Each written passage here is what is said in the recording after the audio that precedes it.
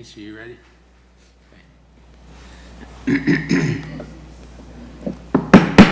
Okay, I'd like to call the meeting to order.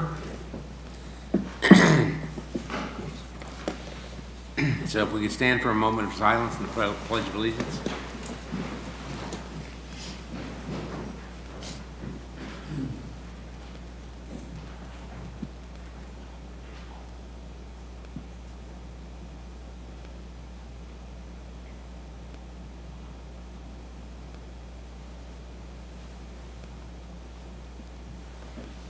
Pledge allegiance to the flag of the United States of America and to the republic for which it stands, one nation, under God, indivisible, with liberty and justice for all.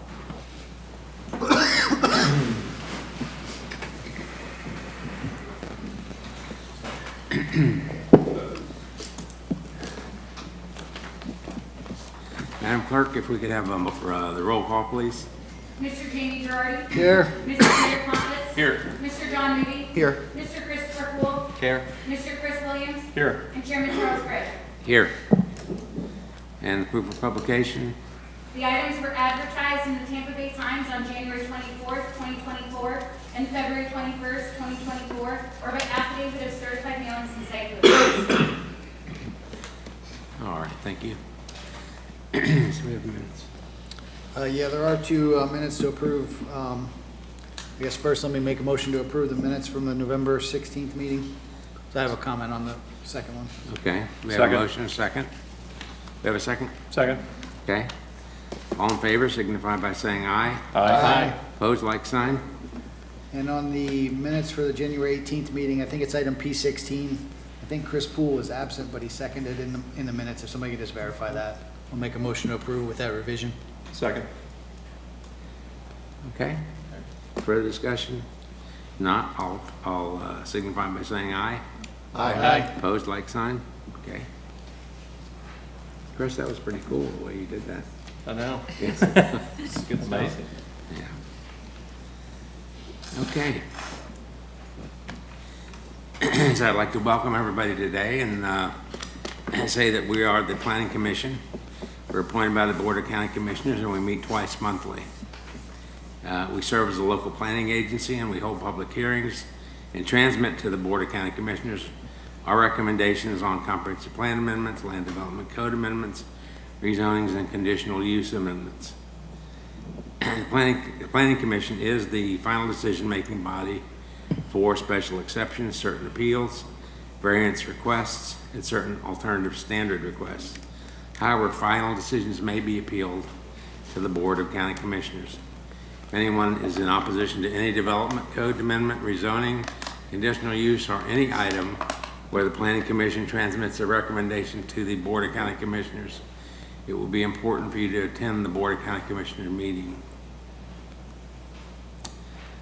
For those of you who are here maybe for the first time and aren't familiar with the format of the meeting, we have three sections. We have continuances, we have consent items, and we have regular items. In some cases, the staff or the applicant may ask for a continuance on a particular item. It's been our custom to grant those requests unless there are extenuating circumstances. Then we have consent items. Those are items that we've not received anything written or orally from the public with questions, and those items are on consent. We'll go through the consent items one at a time. If we read something that's on consent and you'd like to have it heard or discuss it, raise your hand. We'll pull it from consent. We'll put it on to the regular items. Then the regular items are the things that we will hear, and the applicants will make their presentation, and the questioners will have an opportunity to ask questions about it and see if we can get to the bottom of whatever the issues might be. Applicants will have 3 minutes to make their presentations, and objectors or commenters will have 3 minutes to state their objections. And then the applicant will have 5 minutes to come back up and see if they can do anything to clear up any concerns that may be.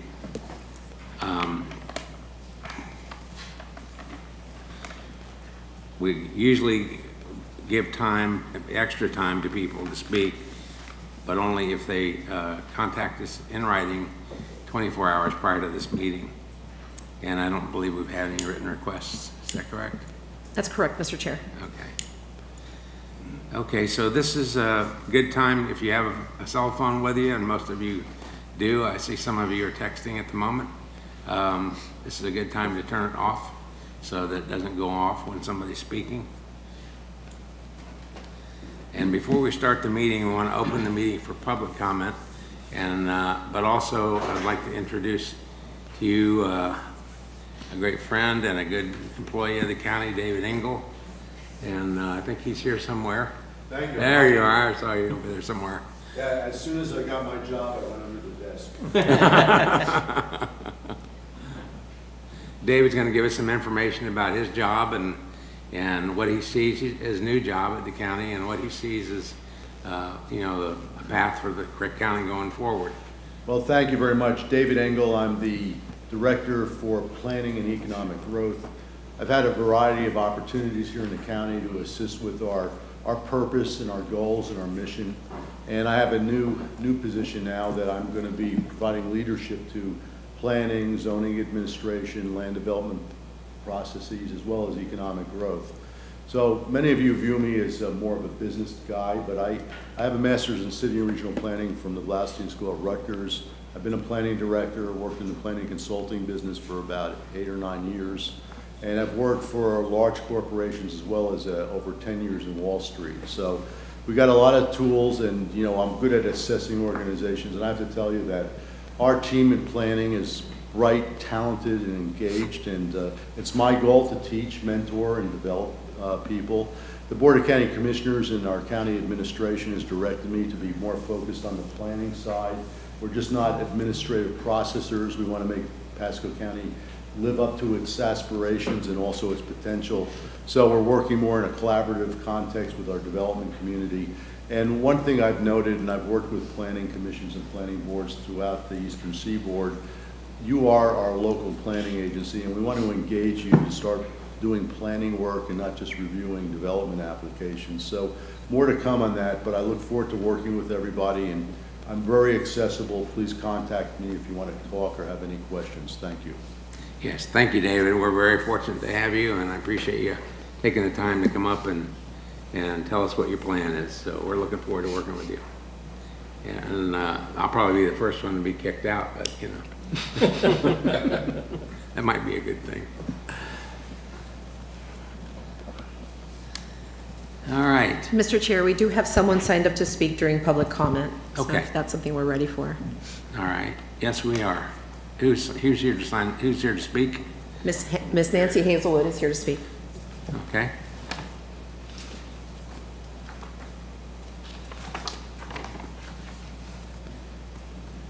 Nancy Hazelwood, 34110, A Nice Place. I hope you all are doing well today, and welcome, Mr. Engel. You had something that's now in continuance. I don't want to speak to it, but it raised some issues. It was adjoining or concurrent with the Northeast Rural Area Plan, but there was no transition zone there. So, and it's high density. And this is something we've asked before to be taken into consideration, the Northeast Rural Area Plan. It's not going to be good to put high density development next door to the Northeast Rural Area Plan. That's not going to work. This plan raised another question. What do you do with the traffic? You start putting traffic in the Northeast Rural Area Plan on our scenic roads that are 2 lanes because it's not supposed to have that type of vehicle pressure on it, then that's going to crash it too. If we don't do something about this soon, we will no longer have a rural area plan. Thank y'all. Thank you, Nancy. Always appreciate your comments. Okay. So For those who plan to give testimony today, if you would stand, raise your right hand and be sworn. Do you swear or affirm the testimony you're about to give is the truth, so help you God? Thank you. Very good.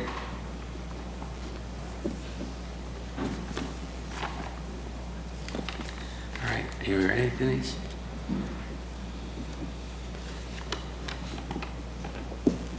Good afternoon, Mr. Chair, Planning Commission members, Denise Hernandez, Planning and Development.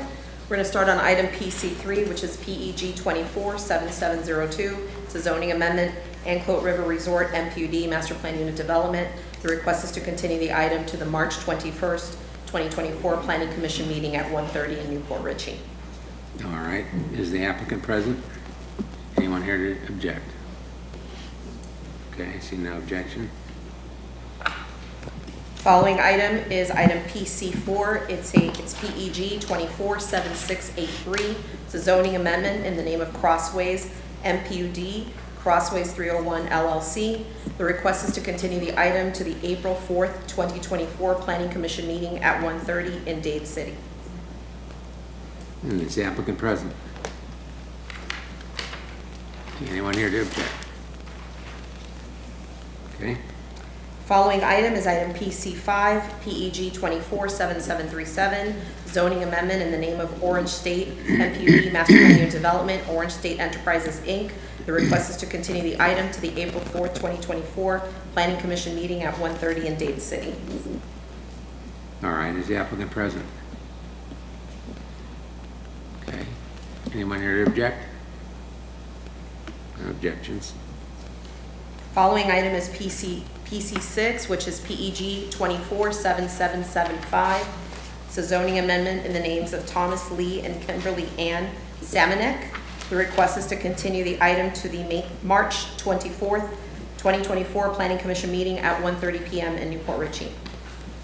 All right, and is that applicant present? Anyone here to object? See one on? Mr. Chair, if we may, can we move on to item PC9, please? Yes. So item PC9 is PEG 247639. It's a zoning amendment in the name of Timber Ridge MPUD Master Plan Unit Development, Timber Ridge Dade City LLC for a rezoning from R3 Medium Density Residential District to an MPUD Master Plan Unit Development District. The applicant yesterday requested a continuance of the item to the April 4th, 2024 Planning Commission meeting at 1:30 in Newport Richey. So if you would please call to see if there's anyone here to speak on the item, because it was not advertised as a continuance. All right, is anyone here to speak on PC9? Okay, and that's not what you already spoke on? No, not Okay. really. What I object to it being continued to Newport Richey is in Dade. It is continued to the April 4th, 2024 1:30 Planning Commission meeting at 1:30 in Dade City. Okay, You said Newport Richey. all right, so no objection?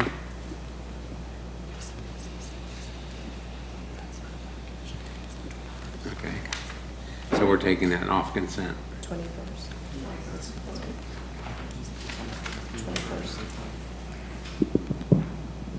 Mr. Chair, can you please explain what you just did? I apologize as I'm being, my colleagues Who's are speaking annoying to you, me. is what you're saying, right?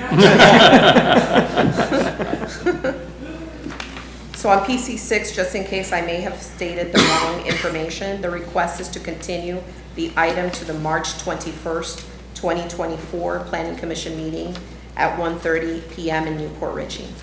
Sorry, my Hispanic accent I think may you have did. come I through. think that's what you said. I think we asked if anybody was present for that one. Yes, sir, you do. Yeah, okay. So on PC9, we're pulling it off consent.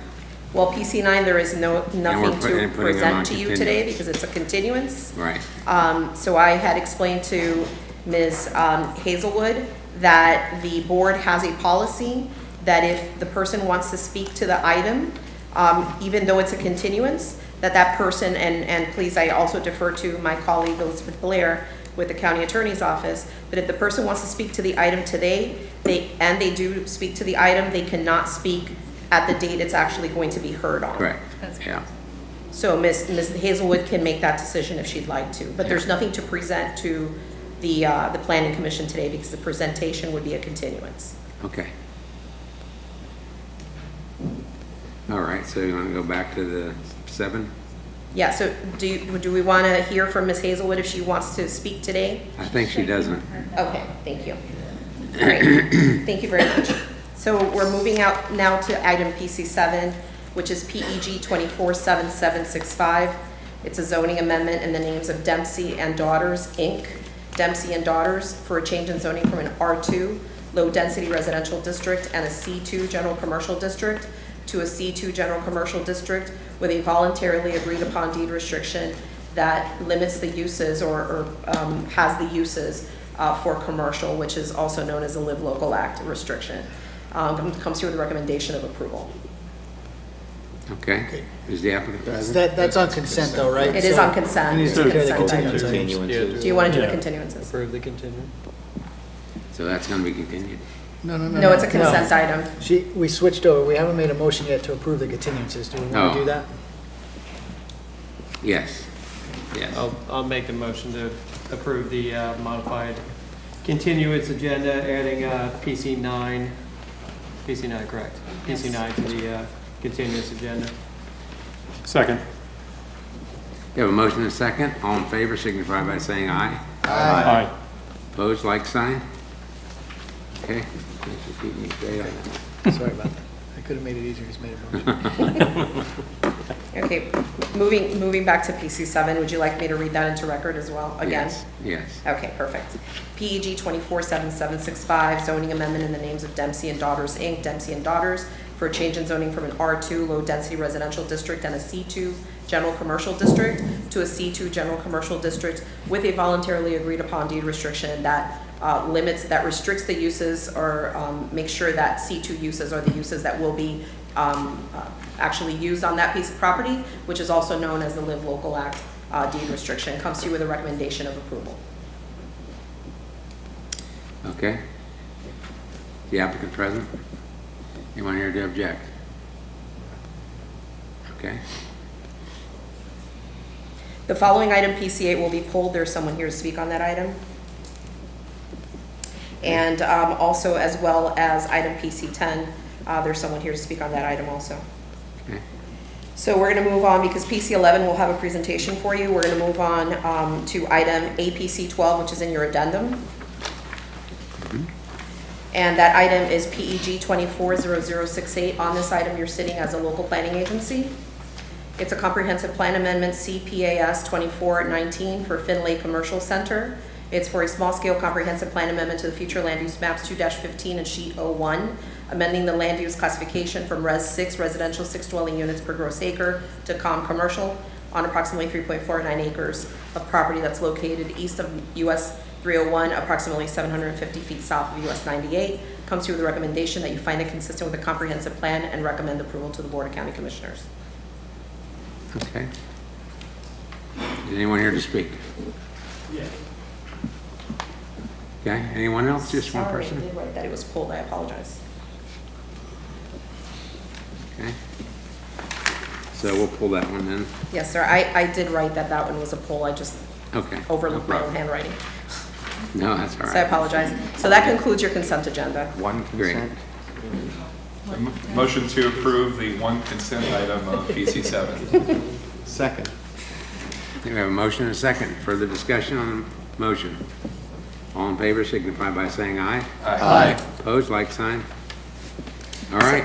So we're going to move to item PC8, and that will be presented to you by Adrian Scott. Okay.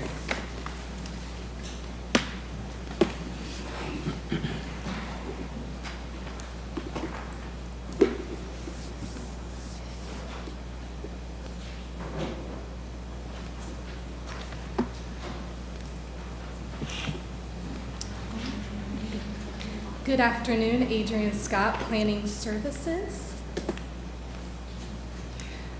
Before you today is PEG 247743 in the name of Serene Preserve MPUD. Here is the site location. It is located within the South Market area in the urban concentration area.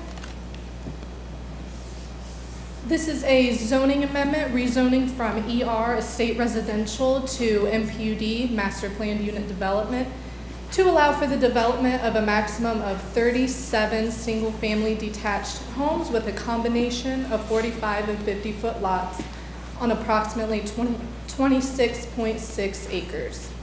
The location is on the north side of Willow Bend Parkway, 250 feet north of the Pasco-Hillsborough County line, and approximately 1 mile from US Highway 41.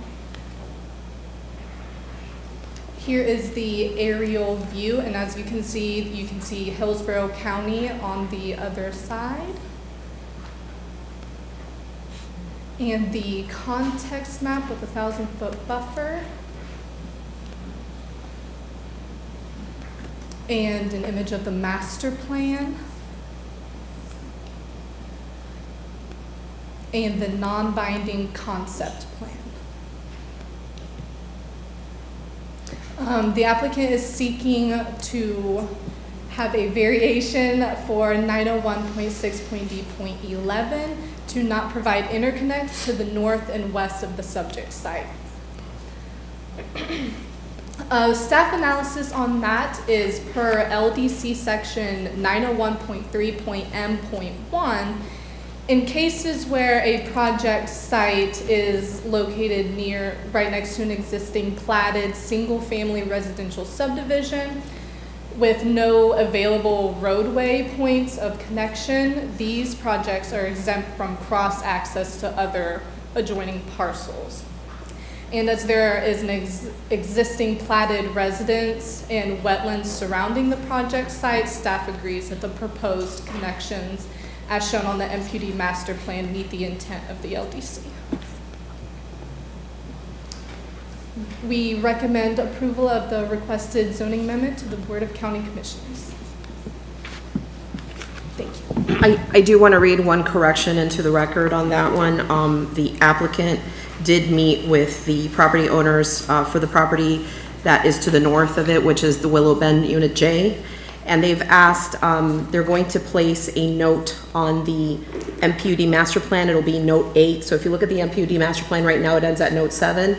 So they're going to add note 8. And basically the note will say 50-foot natural vegetation area to remain as depicted on MPUD plan shall not have any constructed park features, but may be used to satisfy landscape buffer, neighborhood park, or setback requirements as determined at the preliminary development plan review, which will not require a modification to this MPUD. This is just to ameliorate any concerns of those folks that are at that cul-de-sac where it actually butts up to the project, so that there is a vegetated buffer there. Adrian will be sending the revised master plan to the clerk's office for their records. Any questions? Could we just see that plan again?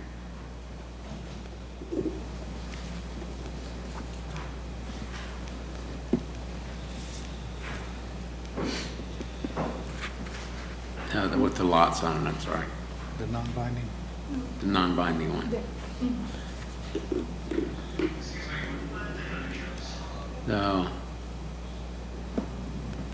So is there any buffer required on the road side of that? I guess that would be the back of those homes.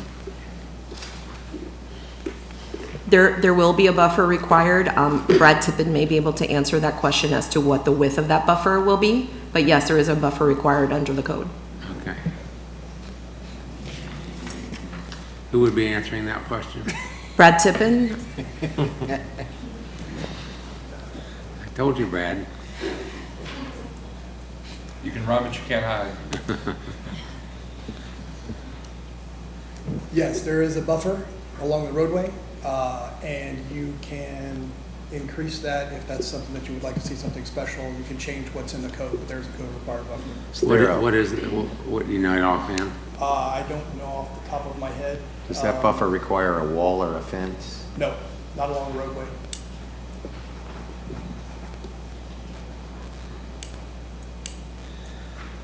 That would be my Might biggest be concern, opposed I that. think, having those homes back up to that road like that with no real barrier. Anybody else have that concern? Yes, sir.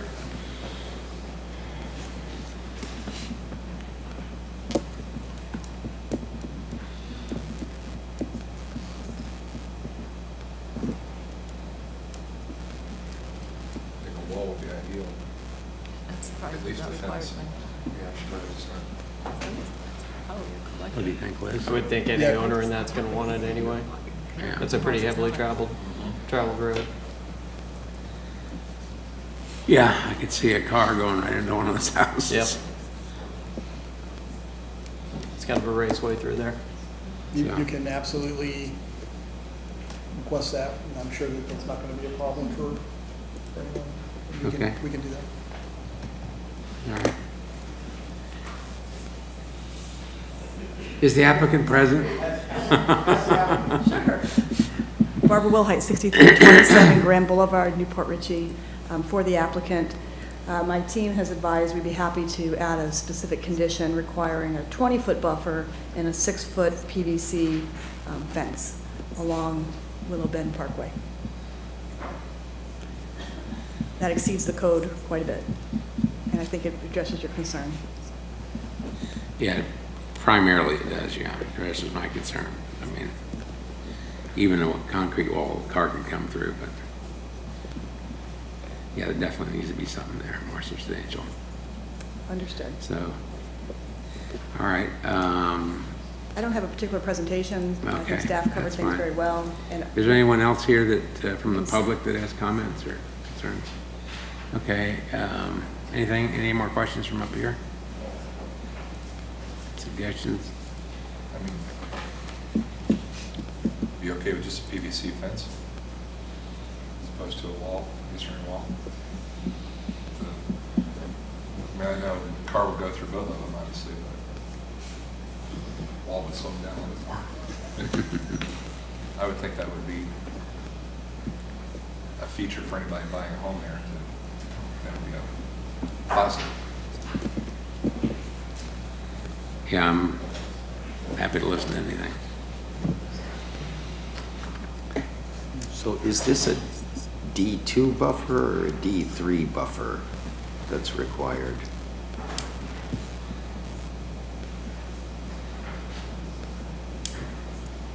I don't know.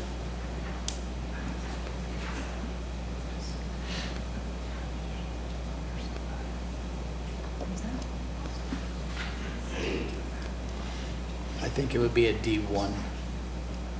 Yeah. But, Whatever the width of the right-of-way I mean, is. And then the width is determined based on the width of the right-of-way. Right. But I mean, it's not a residential roadway, because we're talking about Willow Bend. So I think it's just a general non-local road. But That it seems to be a weakness in our code. Well, we're happy to do a 20-foot buffer and a fence and exceed your code and seems reasonable. Lots of projects are constructed that way.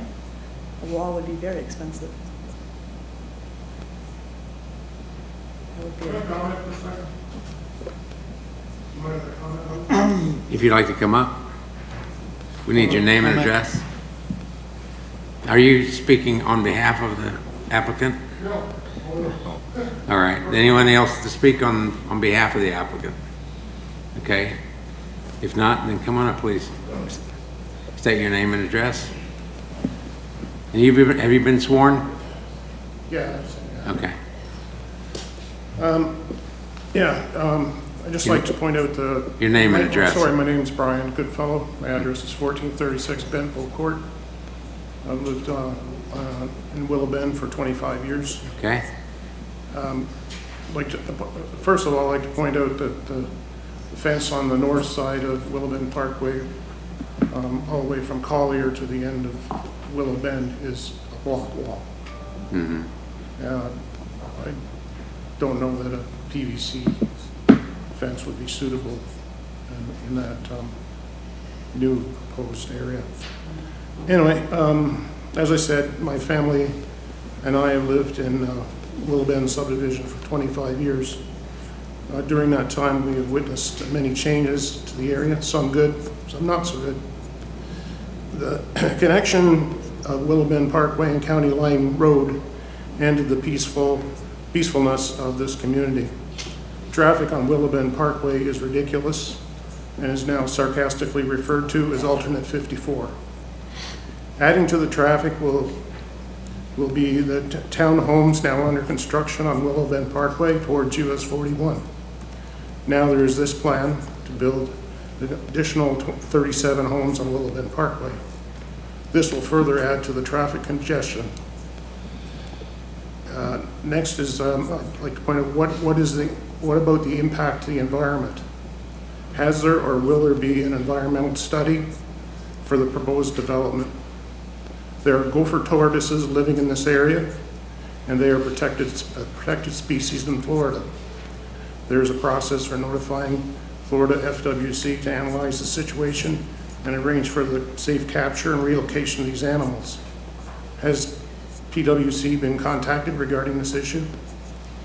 In my opinion, the destruction of this green space and the environmental impact for the sake of 37 houses is unacceptable.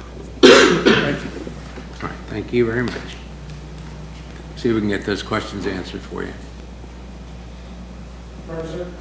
We'll see if we can get those questions answered for you about the environmental impact. Thank you. That's my phone number and my email address on the form. Okay, perfect. Very good. Anyone else? Barbara, do you have any comment if you want to respond? He wanted to know if they're, I know you're talking, but he wanted to know if they're in an environmental impact study and what are they going to do about the gophers? Sure. Barbara Wilhite for the applicant. We have to do with all MPUDs a listed species survey, and we have conditions of approval relating to that 2, 3, 4, 5, 6, 7, and 8. So it's well covered by the county in connection with an MPUD rezoning. Maybe we can give him a copy of what you've done there. Sure, absolutely. Like the homeowners that did contact us prior to the meeting, you know, we changed our MPUD plan, we added a note, we looked at what we could do to give them additional comfort regarding buffering on that north side, that 50 feet that's going to remain natural, and you know, they're not here. So we certainly work with anybody that will work with us. We would ask for 37 units that you not impose a wall requirement. The PVC fence will provide the buffer that you're looking for between the back of the lots and the road, and it'll be landscaped. And we have offered additional buffering, so really, I mean, 37 units can't carry both from a construction standpoint and then the maintenance of that wall as well. It's a lot to carry, so we'd ask that, you know, you work with us, we work with you, please. All right, and how's the board feel?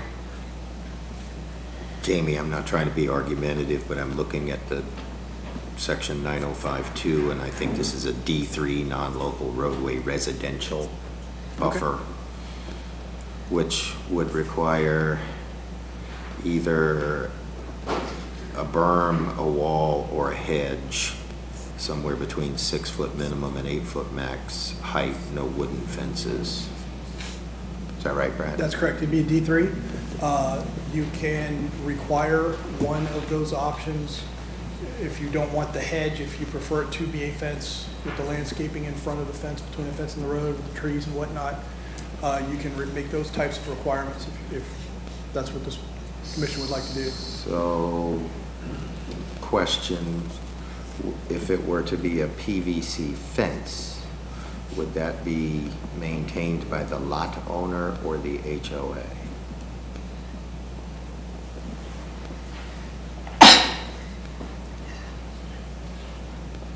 We usually have them in a tract, yeah, so it'd be the HOA, or whoever it's deeded to. Barbara Wilhite again, yeah, the landscape goes in a tract, the landscape buffer goes in a tract, platted tract, and it goes to the HOA and maintained by the HOA.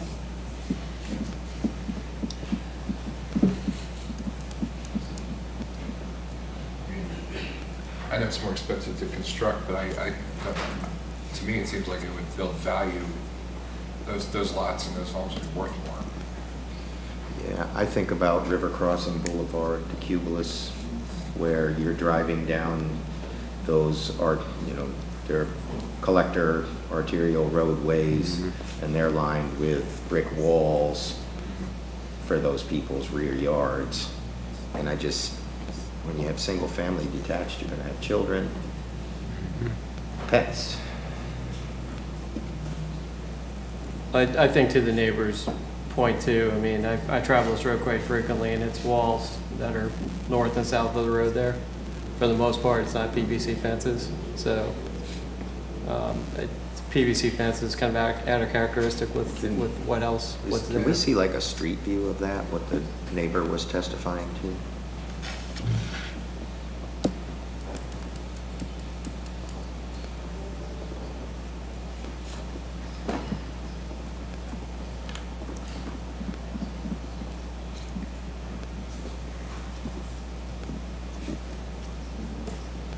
I think for sound purposes as well.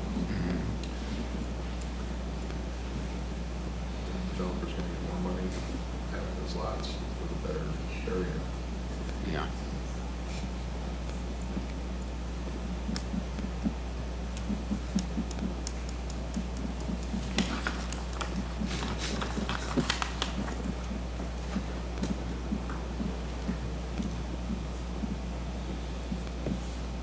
Stand by or work.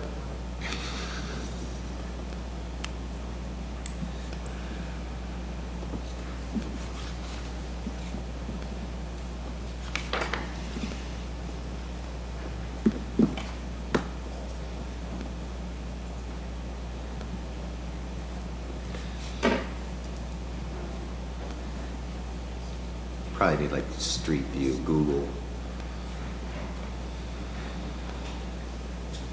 Yeah, it's Wall. To the north is Wall.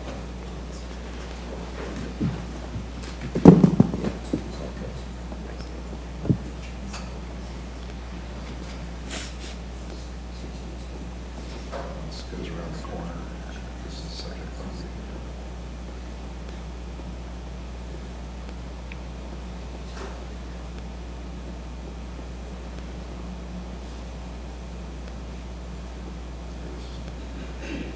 That's the Wall on the south side. It's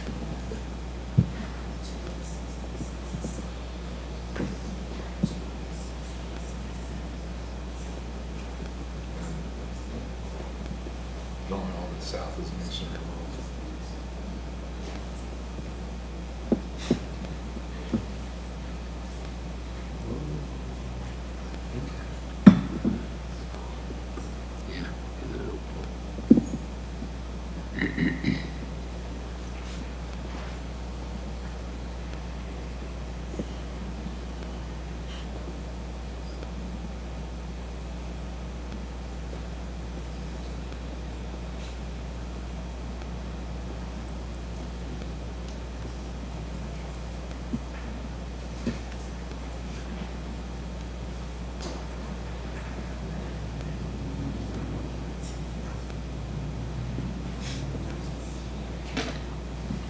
Yeah. This is the only time it steps into a PVC, but it goes further from the road for Back behind the protection. pond. Yeah, but from there, it's closer to the road. It's masonry. Yeah. Wall over there. Okay.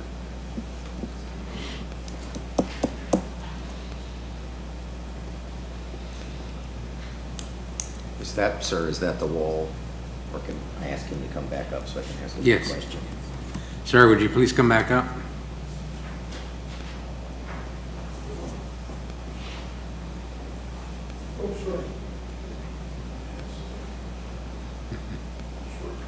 Yeah, get those up. We need those up for sure. I just wanted to ask you, sir, is that the wall you were referring to when you spoke to us? That doesn't look like I think that's south of. That's to the south, Yeah, yeah. it's to the south. It's right there off of County Line Road. There's development there on the other side. it. Doesn't look like it. It's on Keep going further down. It'd be on the north side. Yeah, there's Yeah. another one further up for the, After the bend, it looks like it's a different wall at Willow Bend itself, past the bend. is that Magnolia Trace that's up there? Is that right? I think we gotta go the other way. I'm gonna ask David for a requisition for a faster computer for these folks.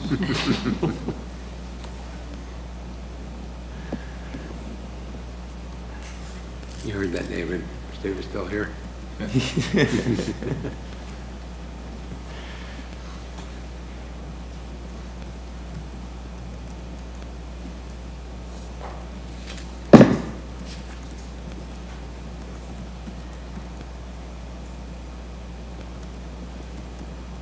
Which direction would you like us to go in? I'm sorry. Backwards. So if you keep going north around the corner, you should curve to the left. Yep. Keep going that way. Okay. So, and then you'll see, That looks like, okay, yeah, this is a subject property here on the That's a left. property, yeah. yeah, you gotta go around that bend. That's a wall that was put up when they put punch through Willow Bend Parkway to County Line Road Right. to block the noise for the people on old, Yeah. And that's a masonry wall as well. so you gotta keep going around that bend.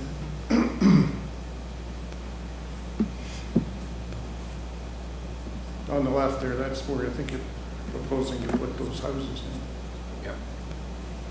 So you gotta go around, all the way around that bend, and then you're in Willow Bend subdivision. If you click further down the road, it should move bigger jumps.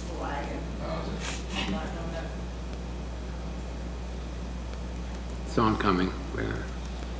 It's like Yeah, I'm watching a looking pot well. I'm looking for my car. Car's getting farther away. Yeah, it's backing up. You getting there close? Amazing that Mercedes will never hit us. I know. The world's slowest game of Gran Turismo.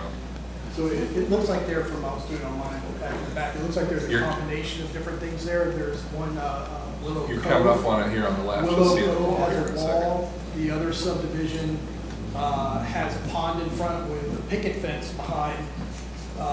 And then there's an area that has nothing. So there's a whole different combination of things that seem to be out there. Yeah, if you look to the left now, you should be able to start to see the wall. No, not Yeah, quite, a little bit sorry. more. You're almost A little there. bit. I Sign can right see the there. sign on the left, Willow Bend. I see it. Yeah, There you go. There you go. there we go. That's where it starts. Yeah, okay.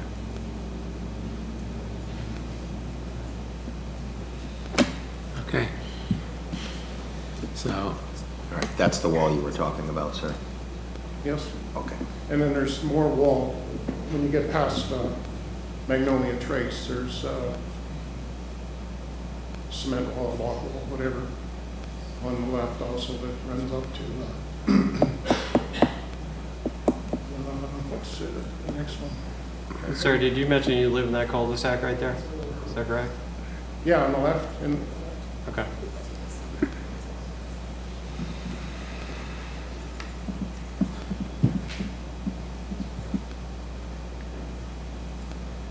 okay, there's a little pond there. And that next intersection, that's where I live off Magnolia Trace. Looks like where it's buffered by ponds, you have There's the a pond PVC and There's a pond Pickets. there. Right. but where it's closer to the road directly, it's the masonry wall. And then after Magnolia Trace, the wall starts again The lots are right next to the road. and runs up to, can't remember the name of the street. I've been trying to get over the same thing. And then there's another pond, so there's no fence there. Mine's all here. Oh, yeah, yeah.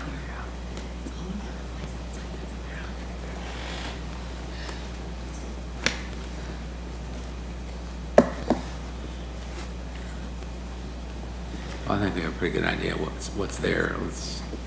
What do you guys want to do? Chris? Eric? John? So, Well, it's a hard one. I understand the applicant's position that we've only got 37 or so lots here, and that can add to the cost, but I'm also looking at what's the long-term quality of life for a resident on that lot. And I look at children, pets, and I'm just not sure a PVC fence is in keeping with kind of the scenery along the existing roadway. Yes, I agree. I've lived there for 25 years. The traffic now that they punched that through from Willow Bend Parkway to County Line Road, the traffic is atrocious. Okay, any more questions for Okay. the respondent? No. Thank you very much, sir. Thank you so much. Appreciate it.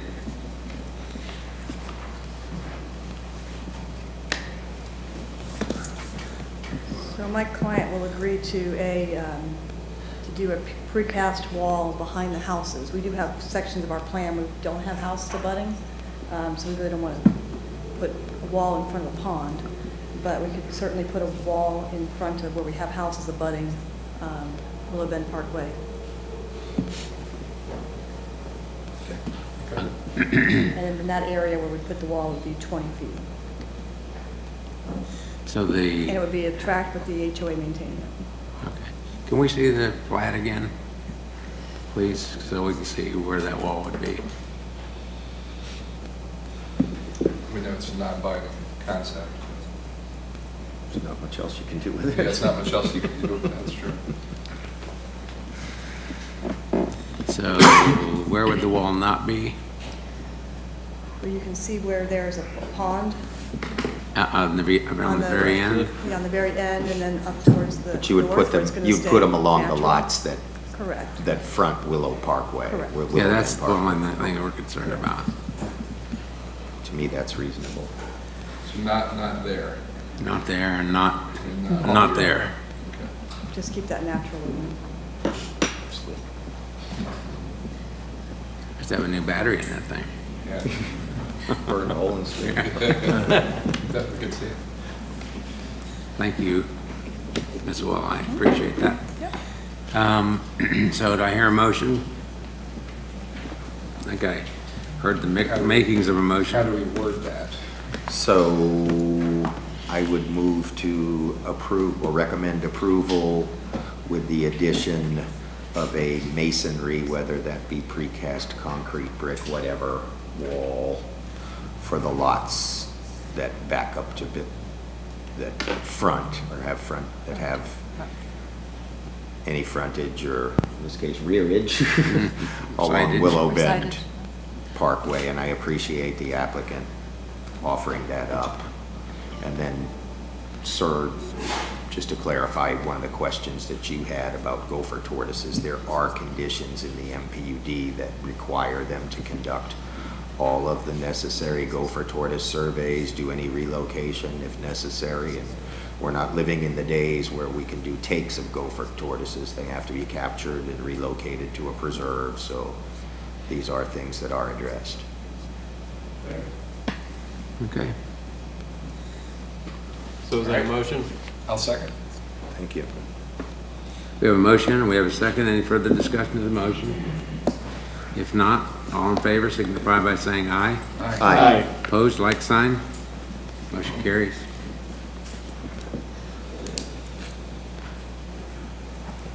Mr. Chair, now we'll present item PC10, which will be presented by Ed Zodian. Okay? Ed? Mr. Chairman, members of the Planning Commission, for this matter, you're sitting as the LPA. The matter before you is CPA 2311. It's a comprehensive plan amendment for Sanderbent LLC. Excuse me, I'm sorry. The proposal is to change the existing FLU, which is AG agricultural, to AGR agricultural rural on a tract of land that's 92.6 acres. It is to help to develop 18 5-acre lots. They'll all be single family and they'll be 5 acres apiece. These lots will be served by well and septic. The density works out to 0.2 units per gross acre, which complies with the AGR FLU. And this tract is situated in the rural transition area, and that is consistent with the rural transition area as well. It's at the northwest corner, as you can see, of Johnson Road and Bellamy Brothers Boulevard. A rezoning and subdivision petition will follow this amendment. This is the aerial location, just for your edification. The context map, as you can see, is a bit devoid of items because this is endemic with this area. There's not much there. In fact, the closest trail is 2.5 miles to the south. And I've asked NPO, and there are no plans for a trail in this area. Trail, you said? Trail, Yeah. yes, I apologize. This is the existing future land use map for your application. The proposed future land use. The zoning, currently, as I said, they will ask for a rezoning petition after the amendment. It is consistent with the North Market area. It does recognize the rural transition area and is consistent with the comprehensive plan amendments. Your staff recommends that the local planning agency find the proposed amendment consistent with the comprehensive plan and recommend approval to the Board of County Commissioners. And I'll be delighted to answer any questions. All right. Do we have any questions from up here? One other, I'm sorry. There were no objections from any of the internal reviews from our departments. Okay. I'll just state that for the record that I did receive a call from a resident that does have some concerns and questions. And so I'll register that with Denise. I'll be delighted to respond to them. Okay. If they have any questions. All right. Thank you. Good afternoon, Mr. Chairman and members of the Planning Commission. I'm Cindy Terrapini. My address is 128 East Tarpon Avenue in Tarpon Springs, and I'm the authorized representative for the applicant, who also is the property owner, Sander Ben LLC. And Ben Wilson is the owner of that LLC. He owns it in whole. Mr. Wilson is part of a longtime Pasco family. This is a family property. He actually renovated the original homestead on the property, and there's a second house that will also be retained as part of this project. What we're requesting now, the plan categories, the change is solely a change in lot size. I just wanted to describe for you the intent in the comp plan of these two plan categories. The intent is exactly the same in both the AG that we are today, the agricultural, and the agricultural rural. And the intent is to maintain the agricultural character and minimize infrastructure needs. We clearly totally intend to maintain the agricultural character of the property. Agricultural uses will continue to be allowed on the property. We are minimizing any impacts on this public services. In fact, there will be no extension of water and sewer. The county has made that very clear, and we are perfectly happy with that, to provide private wells and private septic systems. There are no natural resources that will be impacted. We have like 0.3 acres of a wetlands, a very small wetland. It is a class 3. And with regard to the other public services, as your staff reports, there is no impact on those services. There will be minimal impact on Bellamy Brothers because the change is really a change from a maximum of 9 residential lots to 18 lots. So it's a de minimis impact on Bellamy Brothers. Your staff reports that Bellamy Brothers is operating at an acceptable capacity today, and there are no improvements planned for that road in the long-range transportation plan. Most importantly, we did have a pre-app meeting with Jeff Jenkins, the head of long-range planning, and one of his planners, Chris Lamach, in July of last year.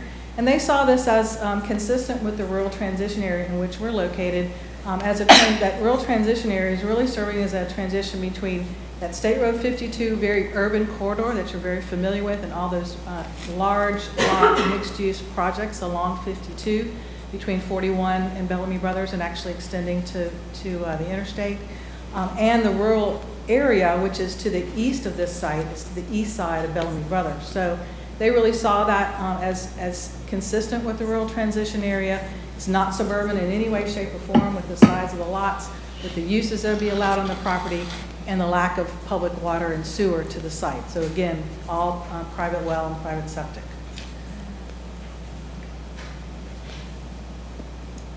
I think I've covered all of my points. I just say the other thing that of note is that from Bellamy Brothers Boulevard and the concept plan that we have, not finalized yet, of course, but the concept plan that we have, we are moving forward with at this point, there'll only be 2 lots on Bellamy Brothers Boulevard, so the view to the public from this will be very minimal. The applicant has already built a new road, a new driveway to get from Bellamy Brothers to access the 2 lots better than he had previously. But again, from Bellamy Brothers Boulevard, the public will generally see those 2 lots, which is pretty consistent with, there's an entire variety of lot sizes in the immediate area and in the surrounding area in this rural transition area. And again, our uses continue to be agricultural and rural in nature, even with the plan category change. It simply is a change in the lot size. And we certainly are available to answer any questions. My client is here as well, should you have any questions for him. And I'll stop now and then hold my time for rebuttal if I could, Mr. Chairman. Yeah, that'd be great. Unless you have any questions for me, of course. Okay, any questions for Cindy? That was going to be my only question, was I saw an aerial that road was being constructed, so you just explained that. Yes, it runs basically through the middle of the property. It goes due west from Bellamy Brothers Boulevard, our new driveway. Because I should mention too, it's a little unclear in some of the maps, but Johnston Road only extends as a road and a right-of-way east of Bellamy Brothers Boulevard. It does not extend west along the south edge of my client's property. So there'll only be 2 residents on Bellamy Brothers. There'll only be 2 lots at front on Bellamy Brothers. Well, there'll be 1 on each side of the road, and then as you go in, there will be more lots that use that new driveway to serve as their access. Okay. All right. Let's, who do we have to speak on or have questions about? We have Mr. Randolph Barthel.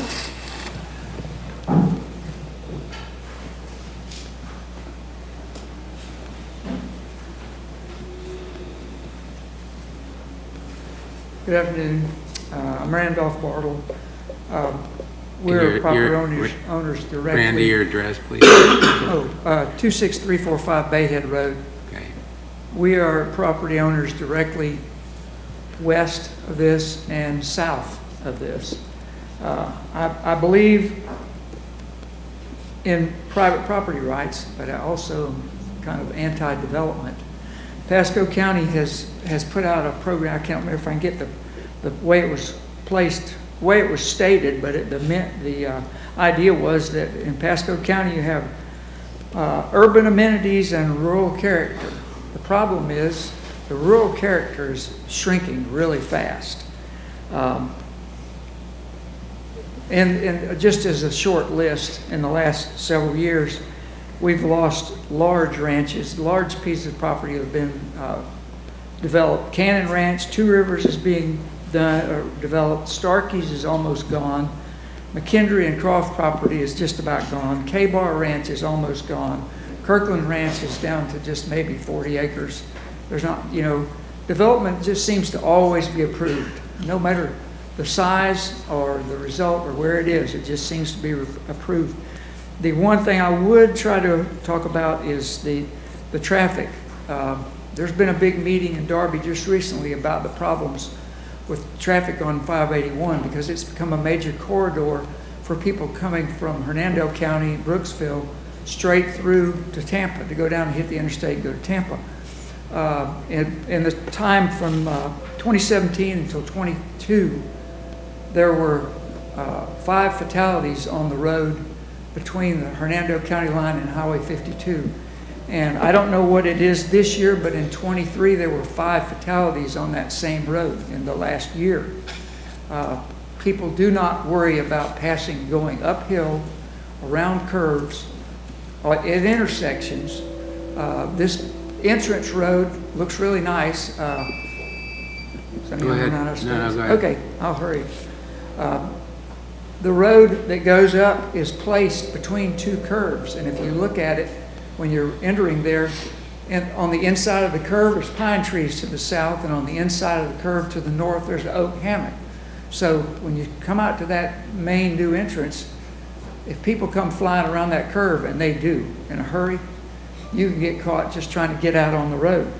I guess, the other thing is that Mr. Wilson approached us about buying some more land. He wanted to get up to 100 acres so he could get 10 parcels of 10 acres each. And we did not really want to sell him a piece of land just to add, so he could add one more house. But we didn't know that he would have been trying to add 2 more because he stuck with the same 92 acres, which already has 2 houses on it, and a tree house that looks like the Swiss Family Robinson built it because it's really nice. But I guess I'm just opposed to the change in putting that many houses in right there. That's Okay, what would you propose? well, it's already approved 10 acres to a house. That's already his situation. He's asking you to change it. Some of the people that lived in the area thought, oh, that's really nice. He's going to change from 1 acre to 5 acres. And we had to tell him, no, he's trying to change from 10 acres to 5 acres. And it kind of surprised a lot of people. They didn't quite understand what was going on. Okay. And that's Any questions for Mr. Barlow? No? Okay. Okay, thank you. Anybody else? Yeah, if you gotta come forward, please, state your name and address.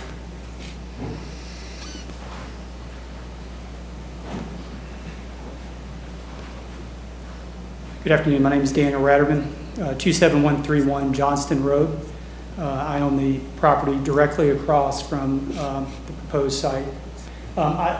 Forgive me, I was not aware of the protocol. I did not get sworn in prior to this. Okay, we can swear you in right now. Do you swear or affirm the testimony you're about to give is the truth, so help you God? Yes. So I echo a lot of my neighbor, Mr. Barthel's comments.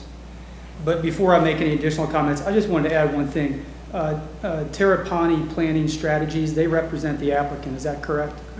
Yes. Yes. Yes, okay. So I appreciate your all's notice, because otherwise I wouldn't be here right now, that this was taking place today. But I do question the tone of the notice that we received on this letter. On the second page, it says, if you are in opposition to the above stated application, you will need competent, substantial evidence presented to support your opposition. To me, it just blows my mind that the applicant with that tone seems to suggest it puts the onus on us, and the burden is on us to be prepared on how to present these meetings.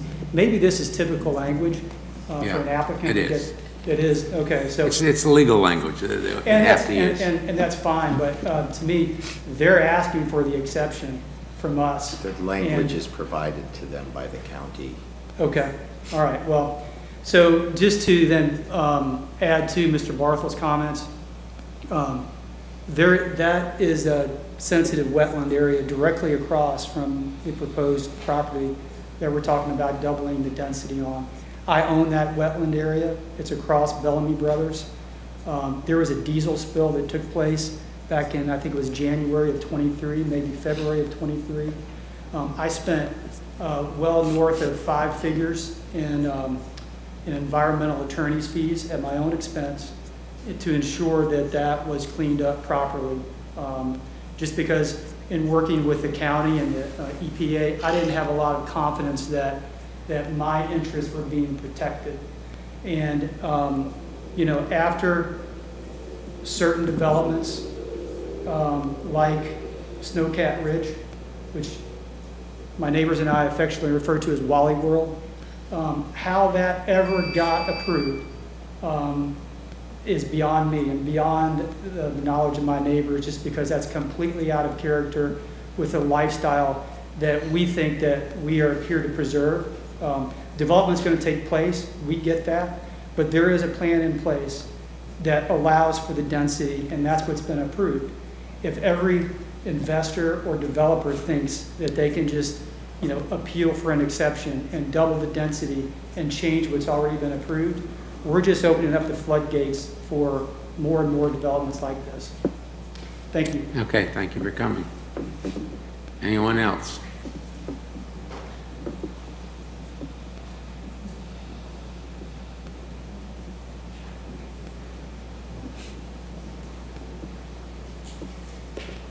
Nancy Hayeswood, 34110 Nice Place. And you've been sworn.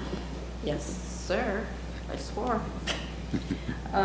So this is the transition area, and I would hope that they would keep, and it sounds like they are, density in back and low density in front, so that seems pretty good. I'm not sure about them increasing the size of the amount. I've been on Bellamy Brothers quite often lately, and you're taking your life in your own hands getting out there contrary to what they were saying. That road, it needs something right now. It's very dangerous, and I'm hearing complaints all over the place from that section of Northeast Pasco.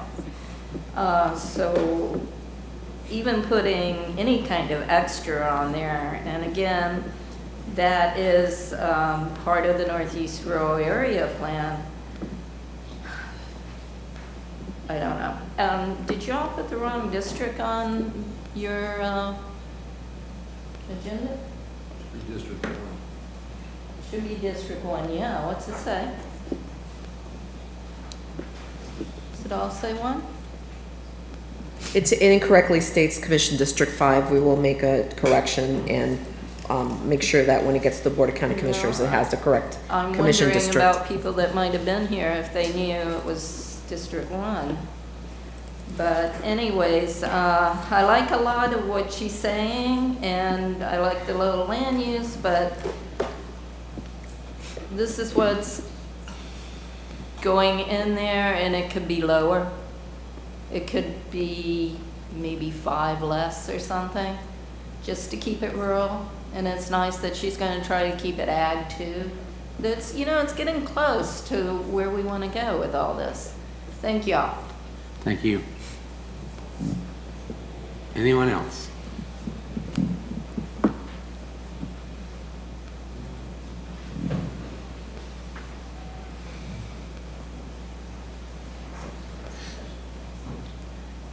Jen Kerouac, 15925 Green Glen Lane, Spring Hill, Florida, in the Pasco section. I just want to reiterate and would request that. You've been sworn too, right? I'm sorry, what was that? You've been sworn. Thank you. She's sneaky, you gotta watch her. Testimony you're about to give is the true self of God. Yes. I just want to reiterate, with regards to the district being inaccurate, and would request as a result that you would send this back for correction as a result of, folks, they look at this, and to be honest, I wasn't going to come today. And then I noticed that was on there, and I was like, wait a minute, I don't think that's my district. I'm in District 5. And so I noticed that, and so I would just ask that you would take into consideration and ask for it to be sent back and rescheduled as a result of it being published inaccurately to the county and the residents of District 1.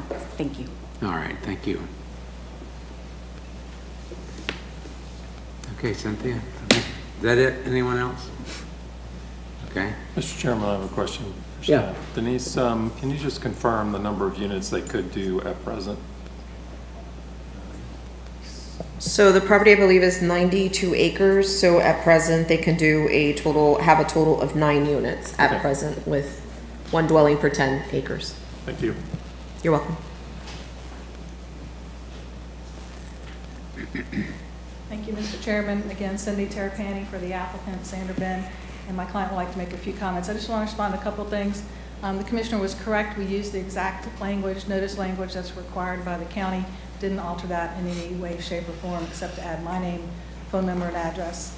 Secondly, as you all well know, the agenda publishing an incorrect commission district is not incorrect notice. The last two speakers were not even in the notice list, and I went slightly over 1,000 feet for that, so I don't think that that's really an issue. I would, of course, defer to your attorney about that, but it doesn't seem that that would be an issue. The real issue of this is that people still want that agricultural rural lifestyle. The 10 acres is just becoming a little too much for some people. Some folks like 40, 50, 60 acres or some more if they're in the agricultural business per se. But many people just want a 5-acre rural lifestyle, and that's what we're proposing to do. And as Mr. Williams pointed out, we can do 9 units today. There's 2 units on the property today. So we're only talking about a difference of from 9 to 18. There's really already 2. So that's the difference we're talking about is 7 additional units. The wetlands, just one of the speakers spoke about the wetlands. We had an evaluation done by qualified environmentalists. That the map is, as you guys know, the maps tend to be a little, sometimes they're a little off or not directly aligned. The wetland that's showing there is not on our property, so we would not have any impact on that property. And then finally, I've become aware recently that in this year's state budget, the intersection at Ayers Hayman, whichever you want to call it, Ayers Hayman and Bellamy Brothers, it's less than a mile or so north of this site, is being put in the budget for a roundabout at that intersection. Right now it just has a stop sign and a flashing light. I travel that all the time going from Ayers to our property, which is further east on Hayman Road. So I think the roundabout will definitely improve that.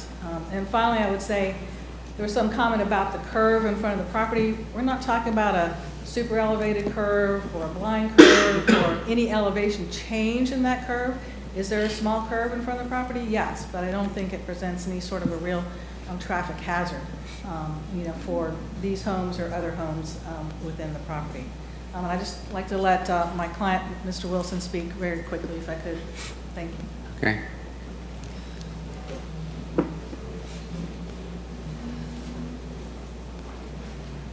Ben Wilson, 1207 Chesapeake Drive, Odessa, Florida. I also spend quite a bit of time at 17001 Bellamy Brothers Boulevard, which is this property. I redid the homestead there, which was a house when I bought it that was fallen down, but it was all heart of pine, so I restored it. A couple of points. I bought this property and I'm preparing it as a family property. My son, who is 10 years old, is part of that plan, obviously. I don't know that my son will have the same abilities or knowledge that I have, and it's part of the reason I'm going through this process today. Couple of clarifications. I've never met Mr. Barthel. I have met his brother. I have 2 neighbors that I can see from my property.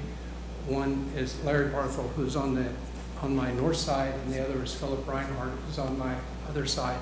But I can literally sort of see their houses. The property is basically about a quarter of a mile wide. And by the way, that road, that curve you see, that slight curve, that's over a quarter of a mile. So I'm in the middle of that, which the driveway I built was where the county told me to put the driveway. So that's why I put it there. But I wanted to make something clear. He had made the comment that I tried to buy the property, and he implied that I was trying to buy that property for the purposes of extending this. At the time I was trying to buy that property, we were talking about trying to call this property the 100-acre woods because my son is in love with Winnie the Pooh. And so I was trying to get an additional 8 acres. So it qualified as 100 acres. So it wasn't, I didn't have any ulterior, I just want to make that clear. I had no ulterior motive for trying to do that. And I didn't even talk to Mr. Randy Barthel because I don't even know who he is. I do know he owns the property to my west, or I didn't know it was him. Actually, I guess it's one of his brothers, or maybe your son, Mark. It's a big family.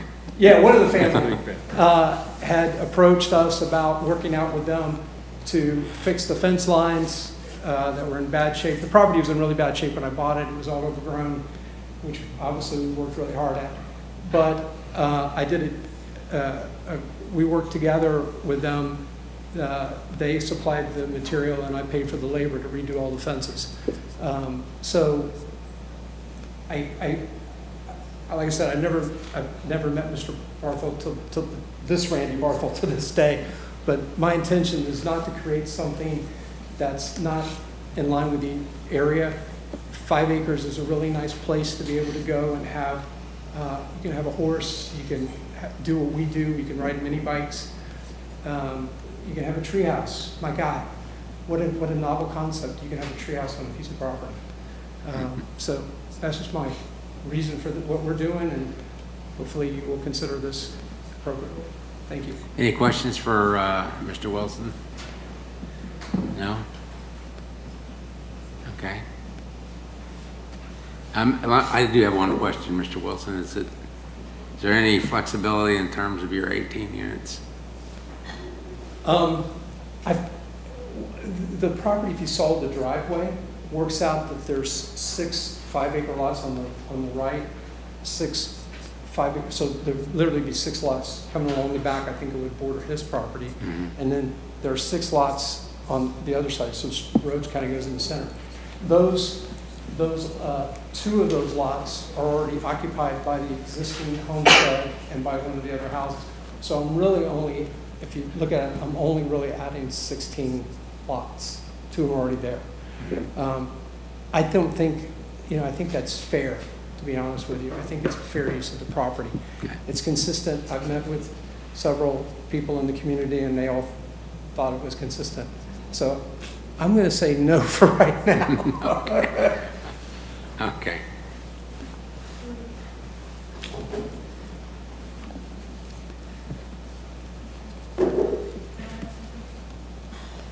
Yes, Cynthia. This is a plan amendment, and so, yes, we are asking for the 5-acre lots. It's entirely possible, once the lots are being marketed, people could buy, there might be some people that are interested in 2 5-acre lots. We can't guarantee that, but I just want to say that we're asking for, and we can lay it out with 18 5-acre lots. That may not be the ultimate, amount of development. Again, the difference is only 9 lots. We can do 9 today. We're asking for 9 more. That's the only difference. And again, it's still agricultural. It's not going to a residential plan category. It's still agricultural, and all those agricultural uses will still be allowed. Our folks, I know a lot of people are concerned. I've heard concerns previously. People are concerned about development. The new development is going to complain about the agricultural uses near them. That's not going to be an issue here because it's agricultural uses on our site and on adjacent properties. Thank you, Mr. Chairman. Thank you. I have a question for Denise. Sorry. Yes, go ahead. Oh, okay. Denise. Do you have opportunity to comment again or not? No, not unless you're called up. You just get one shot. Yeah, Otherwise, we can be going back and forth. I just had a question about the zoning.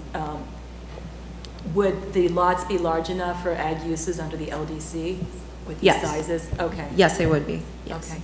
And then does somebody have an actual copy of the notice that ran in the paper? Because I can't see what district is actually in the paper. Well, There's a map that when you zoom in, the it gets district very is not blurry. shown in the notice, but I do have it here. Do you have the ad? Because Yes. it has a picture of the map. Oh, the ad? Yeah, the actual ad. Yeah, I'd like to know whether we Yeah, have the any wrong legal district on the requirements. memo and on the agenda isn't what we would look at from a legal standpoint of what notice is required. It's what ran in the paper. Here's the notice from the And what was paper. on the letters that you sent. If it was the correct address and parcel ID, those kind of things would matter. So I pulled just from the agenda. Thank you. As the user plans. See, I can't see this. It's too small. This is the same problem I'm having when I blow it up. Does anyone have the actual ad? It's in the agenda.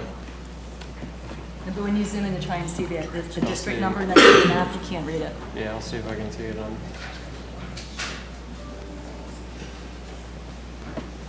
Which one is it? It's this one. Okay, did you get your answer? No, no one seems to be able to.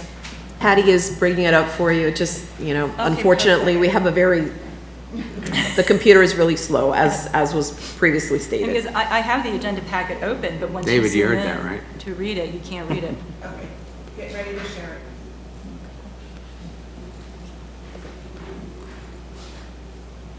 the map that was included in that. Okay, then that's correct then. Because that is the map that was printed in the paper, correct? All right, I'm satisfied. So it's 5 or 1? It's 1. It's 1. It was Which is printed as correct. 1, so just So the it's memo correct. is what was the error. And Gotcha. the agenda has the wrong number because it's taken from the memo. I got you. Right. Okay. Okay. Thank you. All right, so what's the pleasure?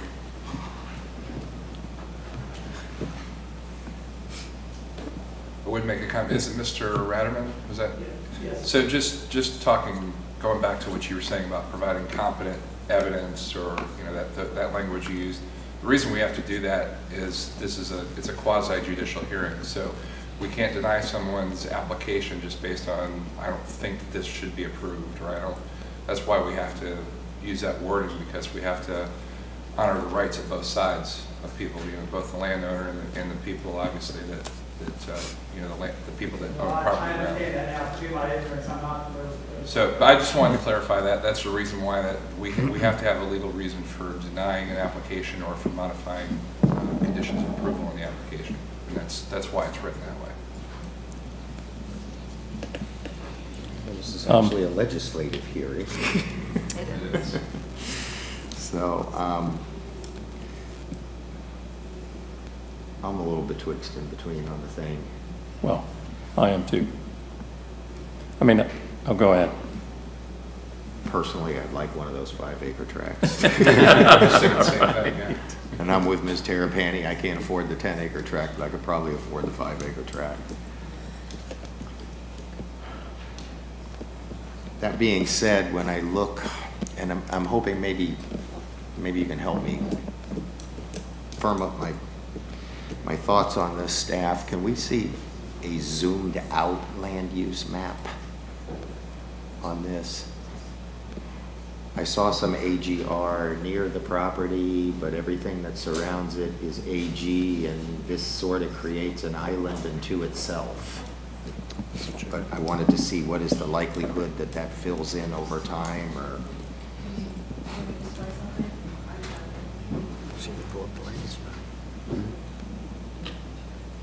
Mr. Chairman.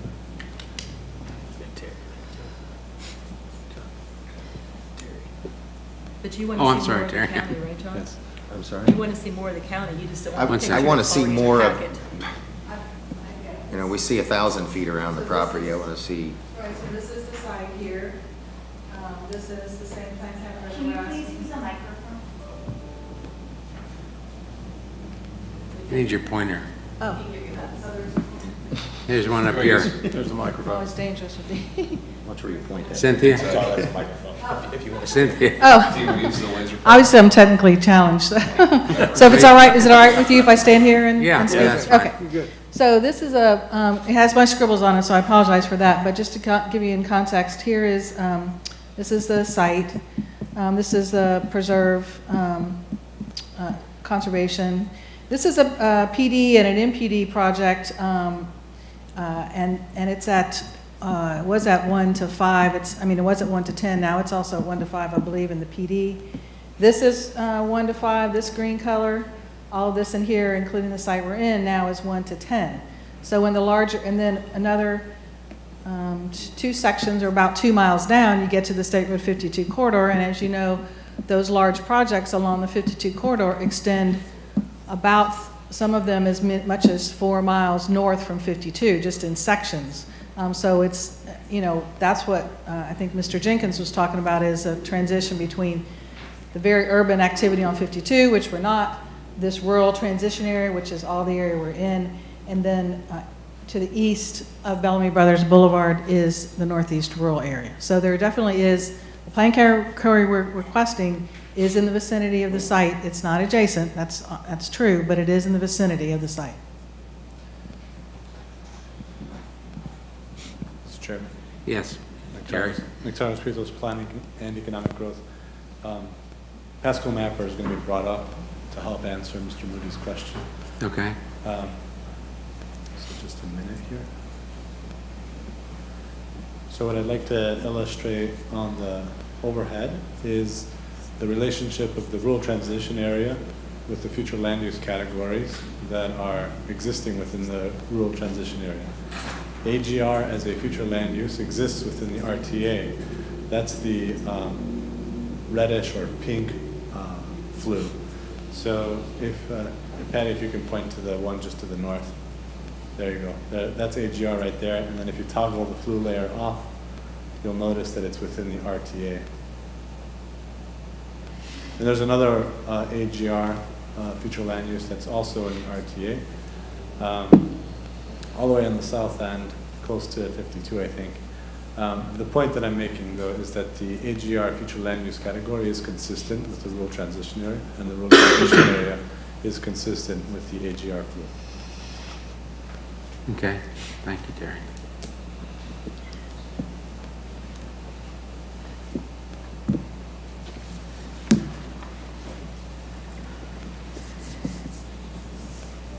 Yeah, I mean, I feel like five acres is still fitting within, it's not like we're looking for development of 6 houses per acre or anything like that. It's still fitting within the rural character of the area.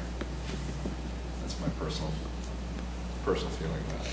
I would agree with Derek on that for this area. I appreciate the owner's efforts to try to maintain that rural character up in that area, and I think, 5 acres is, I think that's a good use of this property. I don't disagree with that statement, but I struggle with the fact that it's surrounded by all 10 acres. And, I've been on DRC and Planning Commission probably longer than anybody except maybe John. And it just opens the door, and I'm not saying in the future it might not be appropriate, but I just struggle with, because the next person comes in and there you did it over there, and maybe that's okay, but I'm struggling with having an island of 5-acre lots in the middle of that.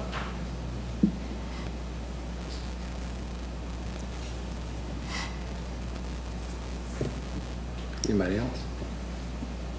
Jamie?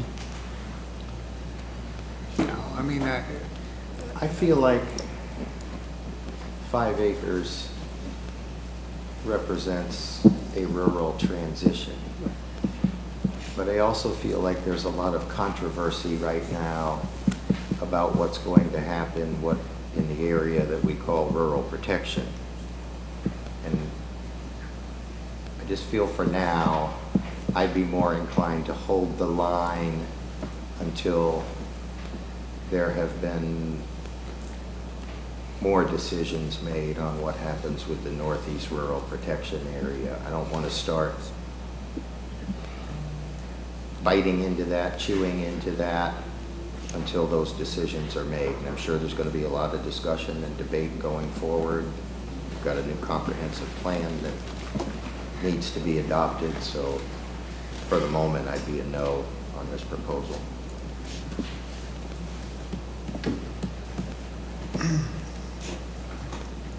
Jamie?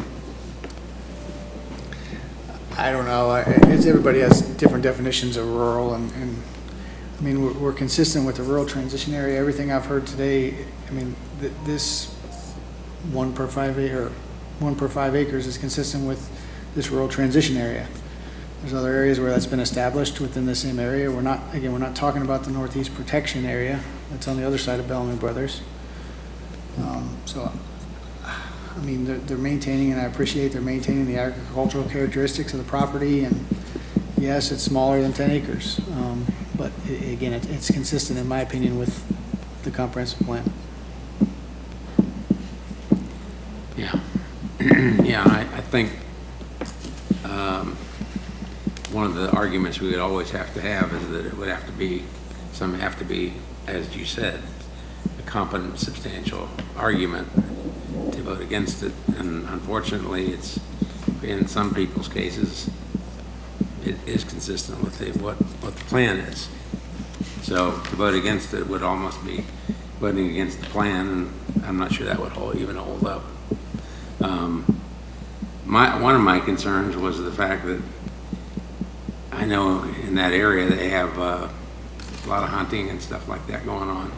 What I hate to see is new people moving into an area Then as soon as somebody shoots a gun off, they want to start complaining to everybody, oh, I moved here because it was supposed to be quiet and peaceful, and somebody's shooting a deer over there, you know, and so, I mean, I would say that at the very least, if this is approved, then when it's approved, in any property that's sold in there, people should be required to be notified, you know.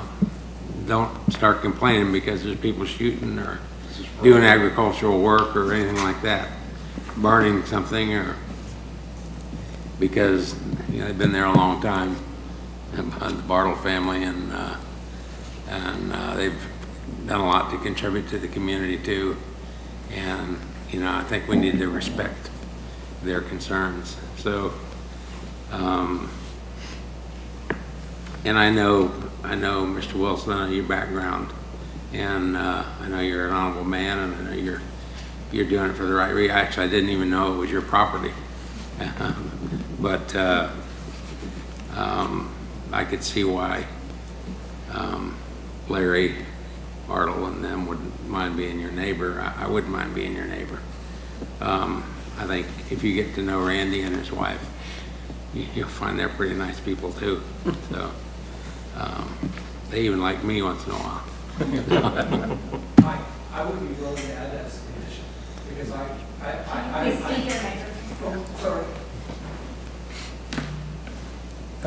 Just FYI, I've actually given them permission to shoot the hogs on my property.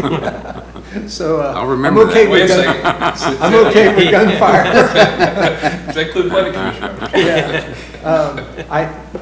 On the other side of that, Larry Barthel, his brother, has his cattle and his Brahmas on my property and uses them for that. So he's asked me, I don't hunt on the property because he doesn't want me shooting he's seen me shoot a BB gun. He knows how bad I am.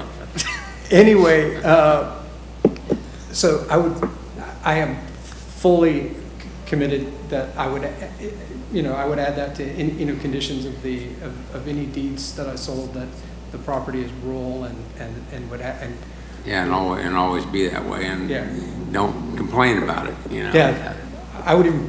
We get that all the time. You know, I moved here from Ohio, and you know, and it was quiet and nobody was doing it, and all of a sudden somebody shot off a gun. And I'm when my son gets a little older, we're going to shoot 22s out there, so I'm fine with that. Do you need a rezoning? Does he need a rezoning? Yeah, that's good. There is no rezoning application at this time. So there is, No. but will he need one? There would need to be one, because right now it's zoned AC, which is 1 per 10. Okay. There's no conditioning of comp plan amendment. No, we're not going to condition, but I'm just considering that before the rezoning actually occurs, he could actually provide a deed restriction like that. Correct. Yeah, it wouldn't be part of this approval. Right.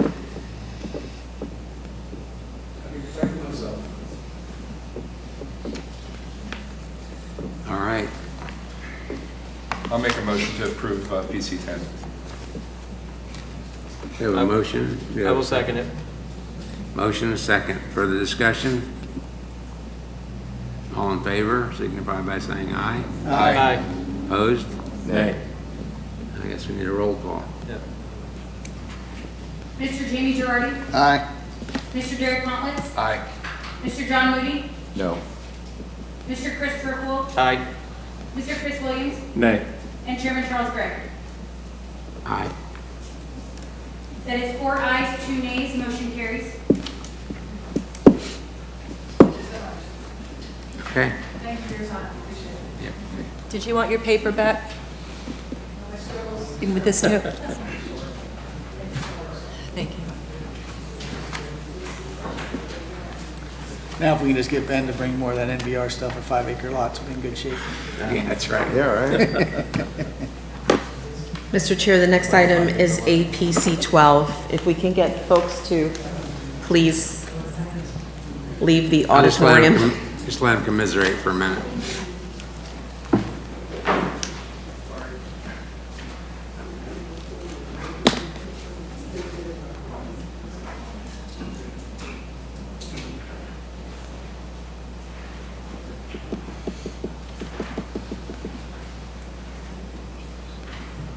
And Mr. Brian Yunker will be presenting APC 12.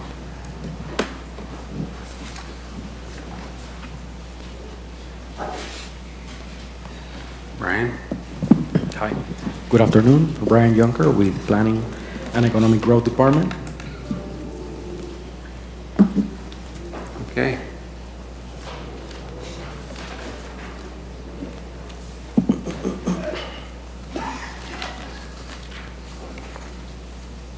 Good afternoon, Brian Juncker, Planning and Economic Growth Department, here to present PEG 240068 Comprehensive Plan Amendment under the name of Finlake Commercial Center, CPAS 2319.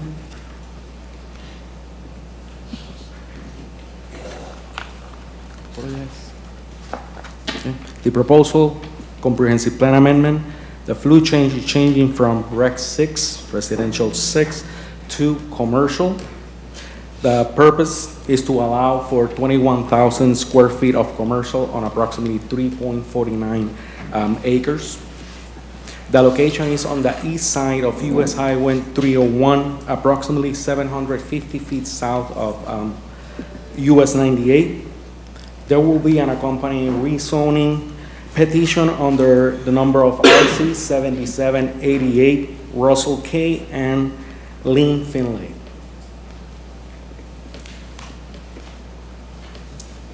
The property is located on the East Market. Here is a site location context map. The subject site is site on red.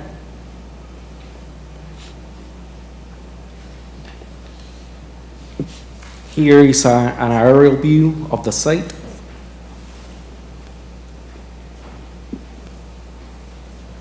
Here we got the transportation network map with the different roads and trails that are around our subject site.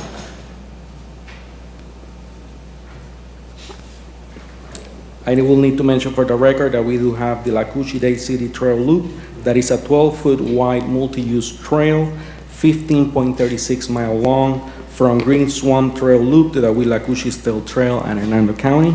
And the second one is the Mostown Trail. It's a 1.69 mile long, located within the right-of-way of the CSX line from County Road 575 to US 301.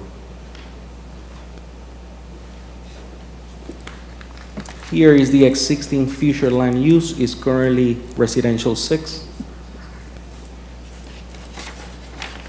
The proposed future land use, the proposal is to amend the flu to commercial com. The current zoning is AC, agricultural. The proposed amendment is consistent with the following comprehensive plan policies. We got policy flu 1.6.3, transitional land use, policy flu 1.6.4, neighborhood commercial uses, policy flu 8.1.4, East Market area establishment, and policy flu 2.1.9, rural lighting standards. The recommendation comes to you. Recommend to find the proposed amendment consistent with the comprehensive plan and recommend approval to the Board of County Commissioners. Okay, thank you. I'm here if you have any questions. Any questions? Nothing? Okay. I guess you're all free, huh?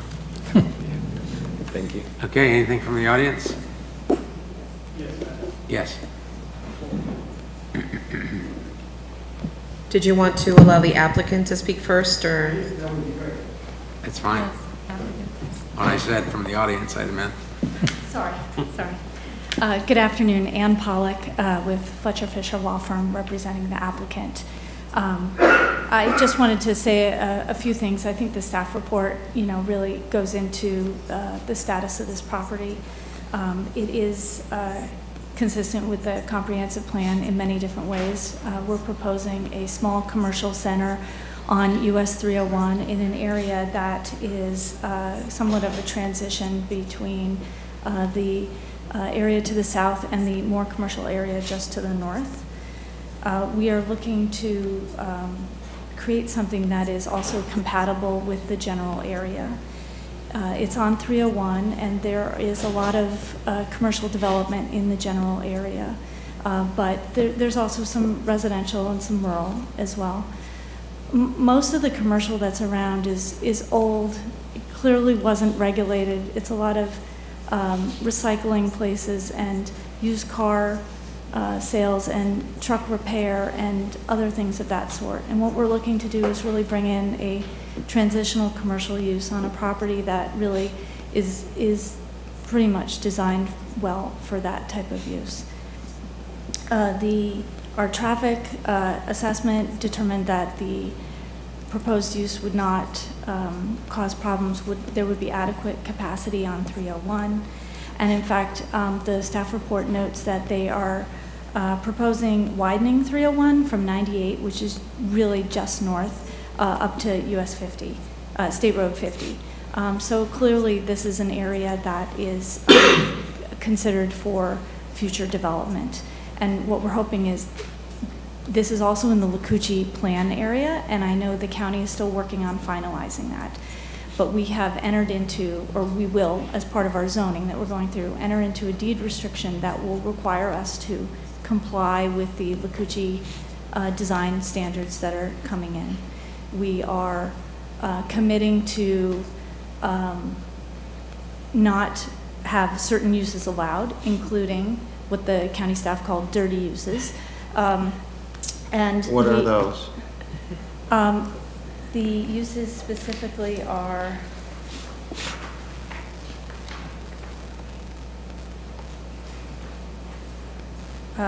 car washes, pre-owned vehicle sales and leasing, standalone warehousing and general storage, auto repair garages, lumber yards, standalone lawnmower sales, mortuaries, crematoriums, outdoor pottery sales, propane sales, septic tank sales, sod sales, shooting or archery ranges, self-storage, and freestanding RV storage and sales, and auto towing and connected storage of vehicles. In addition, we're also having to commit to not building residential in order to meet the county's desires with regard to live local. We had a neighborhood meeting about a week and a half, 2 weeks ago, and we met with a couple of neighbors, and one of which is behind the property and is here today and is going to speak. And our goal is to work with them to ensure that we impact them as little as possible. Most of what we're talking about in terms of site development changes are more appropriate at the zoning stage, or even really the site development stage and not the comprehensive plan stage. So we would encourage you to recognize that we are trying to work things out, but ultimately this comes down to a decision about consistency and general compatibility in the area, which we think both the staff has agreed is appropriate here, and we think based on the multitude of commercial uses in the area that this really is an appropriate place to have a commercial development that will meet all the new standards that Pasco County is implementing at this point. So I'm here for any questions. Okay, any questions? I do have one ad for you in this staff memo. It's more of an observation. I'm not opposed to the project, but I noticed that in the utility assessment for this, potable water is right there, but wastewater is about 4,300 feet to the northeast, which is kind of a heavy lift, I think, for a 21,000 square foot commercial area. So I'm just pointing that out more as a... And I think what we had planned to do with that is our initial research into that suggested we would not need to actually connect to sewer. So at this point, as we move forward past this stage into zoning and site development, that's something that we're definitely going to be looking deeper at, because our initial research indicated that we could use septic on the site. Okay, that's contrary to what the agenda memo says, though. Right. So, okay. So, I mean, at this point, it is what it is, and we will be complying with county requirements. So, to the extent that they require changes, we'll have to do that. But. All right. Thank you. Any other questions? Anybody else here in favor of the applicant that wants to speak? All right. Somebody with questions? I think you had. I have Mr. Thomas Gilmore to speak on this item.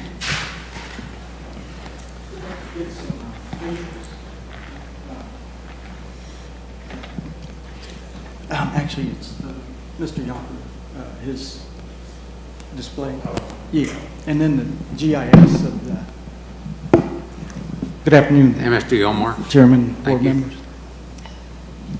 Before I get started, I just maybe keep me on track because I'm very passionate about this land that we bought in 2017. It's 14 acres and it goes around the backside of that property that's basically being for the change. Okay, Mr. Gilmore, we're gonna need your address. Okay, it's 20216 US Highway 301, Dade Okay. City, Florida. Thank you. Now, it would be I think his maybe third slide. Maybe go one more. It would be the building capacity.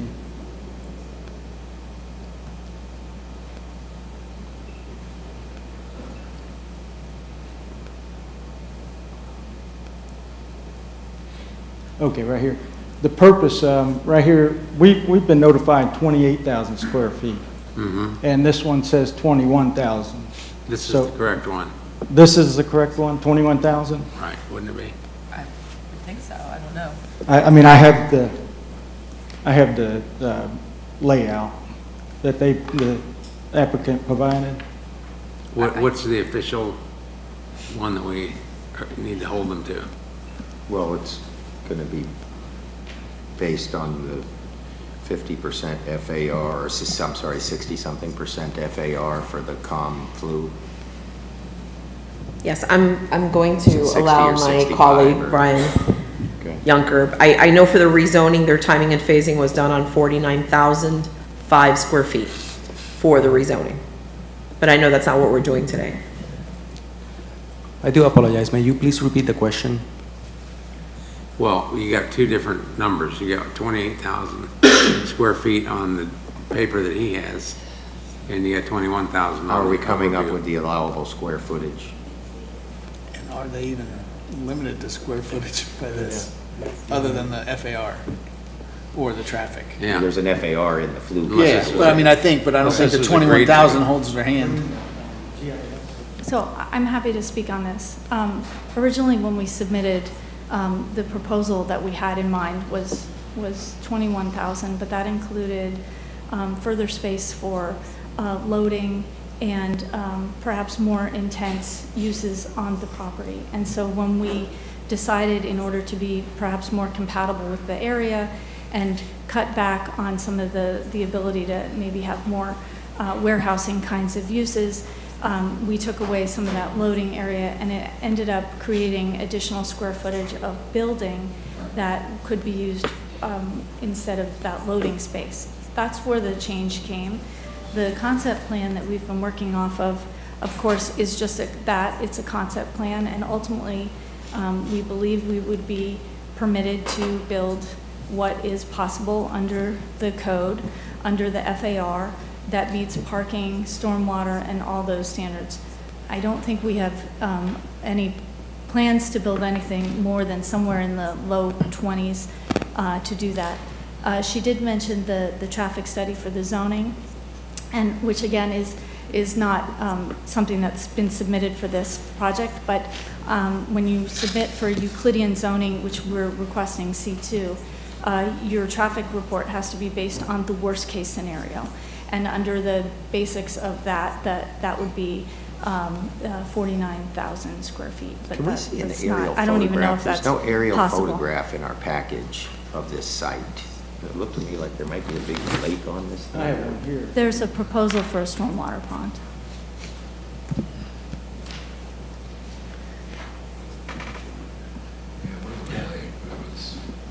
Yeah. And I'd also bring up the issue of the, normally when you build a building, you're going to have the square footage total, but these are 10, let's see, it's Google aerial is different. Google aerial versus. 1035 by 81, I guess, different buildings or same buildings. And that's, what brings my question is, will that be in phases or like building out, or is that all Well, done? again, unless I misunderstand, this is only a comprehensive plan, so there's no site plan that's part of this approval. Okay. The site plan will be developed as part of the construction plan approval, and will need to meet the requirements or what they're allowed to do under the zoning and the land use. Okay. And I just say this building is almost like same size as a football field, and it sits in front of our house. So when you look at the site plan, if you know, if that's the max they can do, I mean, that's what we're looking at. And I just say, if you can blow that up a little bit and go a little higher. That is the house I sit in every day. We have lunch, breakfast, dinner on that porch, and this is exactly what I'll be looking at, is a retention pond and a football-sized building, less than probably not even, you know, maybe 400 feet away, with 100 parking spots, what they had planned. It just, to me, you say bring confident, you know, information to the, I'm just not sure how this building is going to work in this area. Well, this isn't the meeting to approve that building anyway. This is a... To approve the zoning? This is not, this isn't zoning. This is there's two layers. One's called comprehensive plan, that's set by the state of Florida. And then there's the zoning, and that's set by the county. So anytime the zoning is changed, it has to match the underlying state regulations. So that's what we're looking at now. We're looking at that part. And then they'd have to come back for the zoning and the site plan to get approved. Okay. Okay. I you know, 3 weeks ago, I had no idea Most about people don't. any site plan, and I lost 2 days just looking at the letter saying competent, you know, I mean, on both sides. It's got to be, I know, I could tell you I don't want that to be looking at a building that's right in front of my place where we, you know, purchased and, you know, basically. But I would say there is a commercial up and down this area. And if you move north to the other side of our property, and this is why I'd be so concerned with what's going on in the LaCouche area, just go a little bit north. Just a little. Okay. All right. If you can bring, usually these have lake note right there. Come back up just a little bit. Yeah, right there. This is AC property here, and it butts up to our property. And there's a lot of woods. Our property is pretty much pasture. We try to keep it clean and mowed. If you can bring that see that AC right there? Can you go back to the other map? There you are. No, I'm the You're right live down map. at the bottom, toward the bottom. Right there. Can you see what happened up in the right corner? That's why I'm very concerned about what's in the area. Can you go up to that right corner of that property north? Yeah, right there. Talking about Right there. That's a problem. That's an environmental hazard there.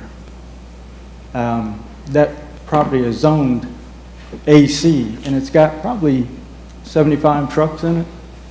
And that's where I'm concerned about the property being rezoned in my front, that if they don't follow it, then I've got to actually deal with these situations. Right. If you can go back to the live shot, to the property that, well, go north. Go north, because we're talking about commercial and redoing the LaCouche area. Just right across the street on Comer. These two areas right here, if you can go in and click on what the property use is for. Nope, right side of the road.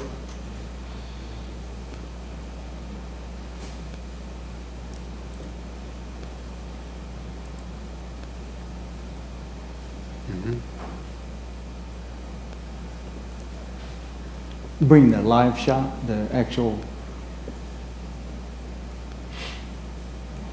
right above, north of Comer, right there, yeah.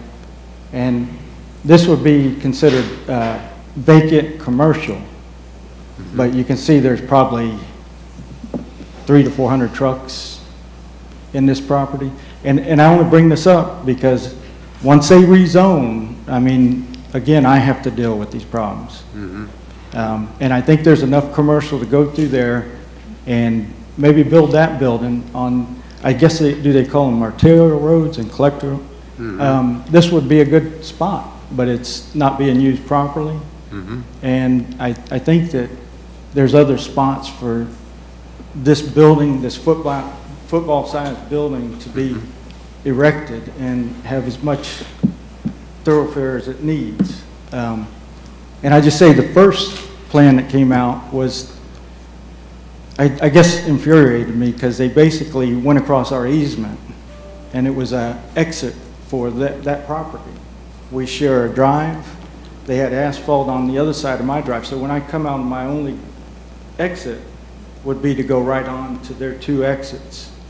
And they actually went onto our property with asphalt, like without even talking with us. And we did get that corrected, but it was just like, you know, you think they would talk to the neighbors. And I think how this whole project's come about. This parcel was 120,000. I don't know if you're able to, but if you buy it, get it rezoned, it's probably worth 500, 600, maybe 800,000. And is this the intention? I don't know. But we're like, again, we have to deal with it.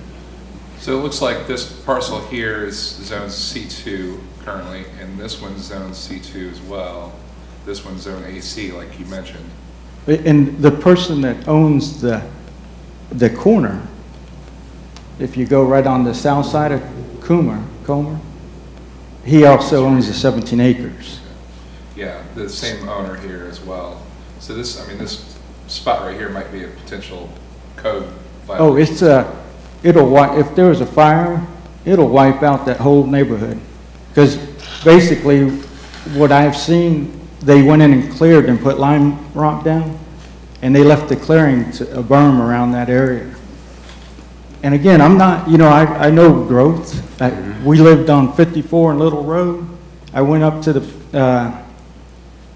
the planning and division in 2017 and looked at, there was 9 new projects all the way down 54. And me and my wife went as far east in the county as we could go. And then all of a sudden I get a football-sized building in my front yard. And I understand they do, but it's also residential, AC residential. 1 or 2 homes, I don't know, you know, and I would share the drive with them. Right. But I'm gonna be looking at, 10 different businesses. And then a pond, retention, probably 75 feet from my front door. So for what it's worth, this is zone C2, and I think this is C2 as well. This is AC, agricultural. So it looks like this, this may be a potential violation, but the applicant is looking for a future land use change to COM, and then to potentially develop office space, which would be a C1 zoning. Is that correct? Yeah. But he also stated. So the C1 wouldn't allow for something like that. Right, but he also had stated during the neighborhood meeting that he was eventually going to take his business and take the whole building. And I've seen that done down in I think I know what he's trying to do is down in 54 and almost 7 Springs. There's a plumbing supply, basically with 5 different businesses on each side. And it's near Tractor Supply. And I think that's what his intentions are, but I'm afraid that it's going to get to this point where it's going to be a warehouse with overhead doors, trucks in the back, and this is all, this is what I'll be looking at. So I worry about getting the zoning changed, and I only bring up those other companies because how did that happen? Well, then you would, if this gets approved, then you'd have to come back to the meeting when they apply for a zoning change. That's the more important meeting. Okay. Because that's where it would make that differentiation between office and something that's more heavy use, for example. Okay. And I didn't know the protocol. This is basically, we got these plans. Yeah.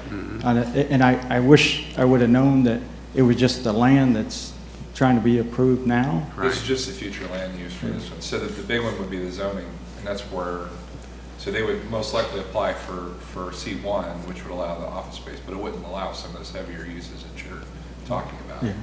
So if they They said relayed no, it. They said, no, hey, we want to change it to C2 or something like that, that's where you could voice your objection to that. Okay. And you would be noticed on that too. They have Okay. obligation to notice you on that. So Okay. when it goes to zoning, you'll The other- receive notice. The Yeah, other thing you I'm kind of mentioned lost too right now because this is what I thought they were coming up to do today. No, we're not approving that today. Right, and the other thing too you mentioned is, looking out your back door at the project. So that's where you could voice your concerns about that as well, and then that could potentially be rectified by buffering and things like that. Right, that would be my front door. Or your front room, okay. And I just say, if you can pull into that, and I just say, I want to get as much, I'm passionate about the Lucucci area, and we live there. That if you click on that 14 acres, it's just north of the property that's in question. No, just south of that. Right there. Those right there. Okay, this is my property, mine and my wife's property. This is what we have. And we actually wrote a letter to the church that we would maintain that. And we have for the last 7 years. So that's why we have the 2 homes right there. Now, back to the parcel that's in question. Click on the parcel. It looks like a low-lying area. Yeah. That was about 6 months ago. That actually burned towards our house. The owner, when we met in the neighborhood, and I know he's here, asked me what I wanted him to do. I called him and said, "Your place is on fire." He said he called the fire department and said they were already there. Okay. Well, last night, it burnt just like that again. And you know what I would tell them is maybe brush hog your area or whatever, but that's what it looks like today. That was 6 months ago. So I'm just saying, like, he has really, as I feel, has no concern of the neighborhood. So if you're zoning this to inclusify the surrounding area, I mean, I think, there's questions whether that's conducive to that area. Okay, well, we always take the neighborhood into consideration, so. But as I say, this isn't a zoning meeting, so we're just doing the underlying future land use right now. So I just have another question. If I want to zone my 14 acres, I could do this. And what the board recommends today. You have the same opportunity, yeah. Okay. Yeah. You'd have to apply to change future land use, just like. And I was going to change mine to residential, ag res, so I could maybe add a house. And I think on the first question on the application, it said, check with your neighbors. And the only time I talked to him when I called him to tell him his place was on fire, he asked me about changing it. And I'm like, no. You're not even concerned about the land or anything. Well, we try to take the personal stuff out of it. We just need to decide whether it's a reasonable request or not, so. And I just have to say one more thing. You coming right off 98. This is 98 and 301. Mm-hmm. Yeah. There will be a traffic light at 98 and 301. Mm-hmm. That's already proposed. We had FDOT out, taking pictures of our land. Right. And also to come into Pasco County and see a football-sized building would be pretty much out of the ordinary. Mm-hmm. I mean, that would be the biggest building from that point all the way down to the old Likes building. And I'm just saying, like, when you zone it and then you let them take that building all the way out to the max, it's like there's too many other spots that can actually accommodate that. We'll give you another bite at the apple when the zoning comes in. In the meantime, I've given you a lot more than 3 minutes, so I want to make sure. And I'm sorry. Well, there's only one person that had to speak, so I just let let you have more time. So, thank you for coming.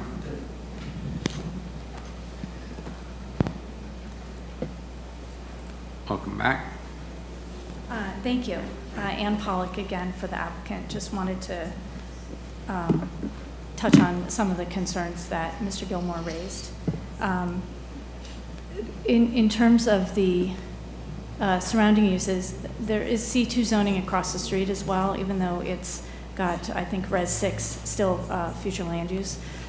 So there is a lot of commercial around, and he's right, there is a lot of ugly, inappropriate commercial around, and that is not what we're proposing here. And certainly the county staff have been very adamant about having appropriate uses come in, and that's why they are insisting that we have a deed restriction, getting rid of pretty much all those uses that are in the nearby area, so that we can't do that, including warehousing and all that. And the other thing is going back to, we are required, once the Lucucci plan comes into effect, we're going to be required to comply with those design guidelines, which I think will not only benefit the community as a whole as they drive by 301 and see what's built there, but also the adjacent property owners, because the buffering and all those requirements will be stronger there. So ultimately, we think this will be better in the future, and certainly with regard to the fire, and particularly, I just found out today about the fire yesterday. We are looking to call the fire inspector, the arson inspector, to kind of see what's going on, because I believe they were planning to remow it next week, but it hadn't gotten to the point where they thought it needed. But nevertheless, it seems something strange is going on, so we're calling to kind of find that out, because we don't want to. And certainly, once we get through this process and we build a building or buildings or whatever's appropriate for the site, the owner will be there regularly. He owns a air conditioning repair and sales business, and that's really what he's looking to have as one of the tenants in this site. But currently, no plans to expand completely. Maybe perhaps in the future, but that is certainly not something that he's currently looking to do. His wife is a realtor, and maybe she puts a real estate office in there, and some other kind of office uses. We are looking, I believe, at C2 because for some of the trades, more trades uses there. But again, that goes back to the fact that we have to have that deed restriction. Let me ask a couple questions about that. So first off, do you agree with the staff report? In what manner? In how your application is supported? I believe so. The staff cites policy flu 1.6.4 neighborhood commercial uses. Yes. Okay. And then it goes on to say, the comprehensive plan defines small-scale neighborhood commercial uses as commercial uses that are 4 acres or less in size with no more than 20,000 square feet of gross leasable area. But yet the application here says 21,000, and the gentleman testified that he thought there might be more. Well, and I'm trying to figure out, and I'm confused, and maybe we can ask Mr. Pitos this later, and I even have clients that might be affected by this. How are we supporting changing the land use to COM based on neighborhood commercial, and then the applicant comes in and says, I'm going to ask for C2 general commercial, not C1 neighborhood commercial?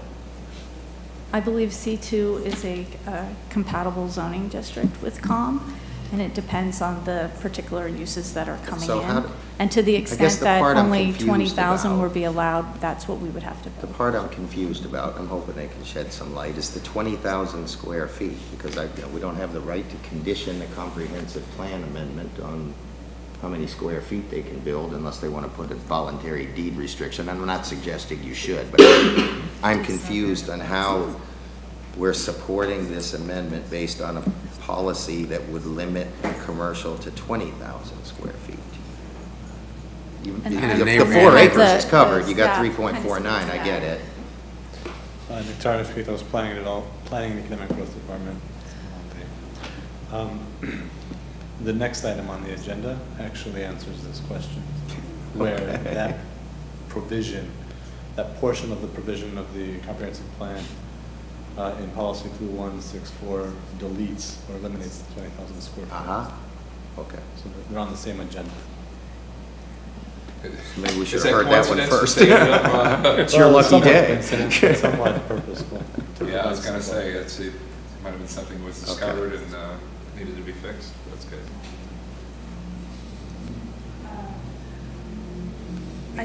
I think I've probably addressed everything. If you have any further questions, I'm here to answer them, but I would respectfully request your support of this. Thank you.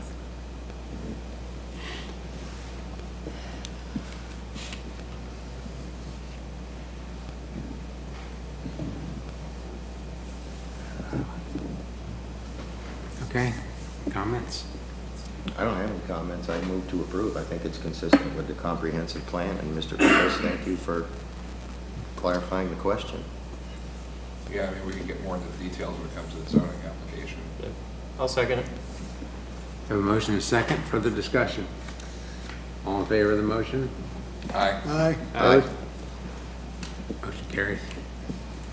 All right, you'll be notified when the zoning comes up. Be notified when the zoning comes up. Yeah.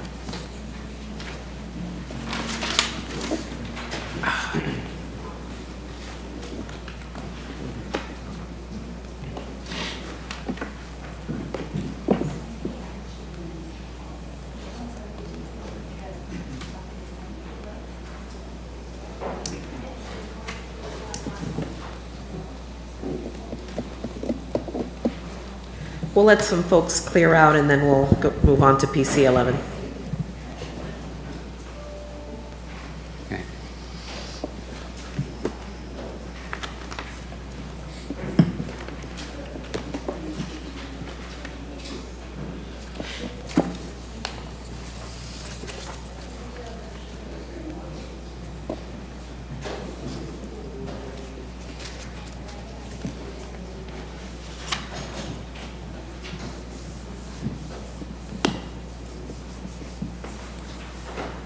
Okay, I think we're ready.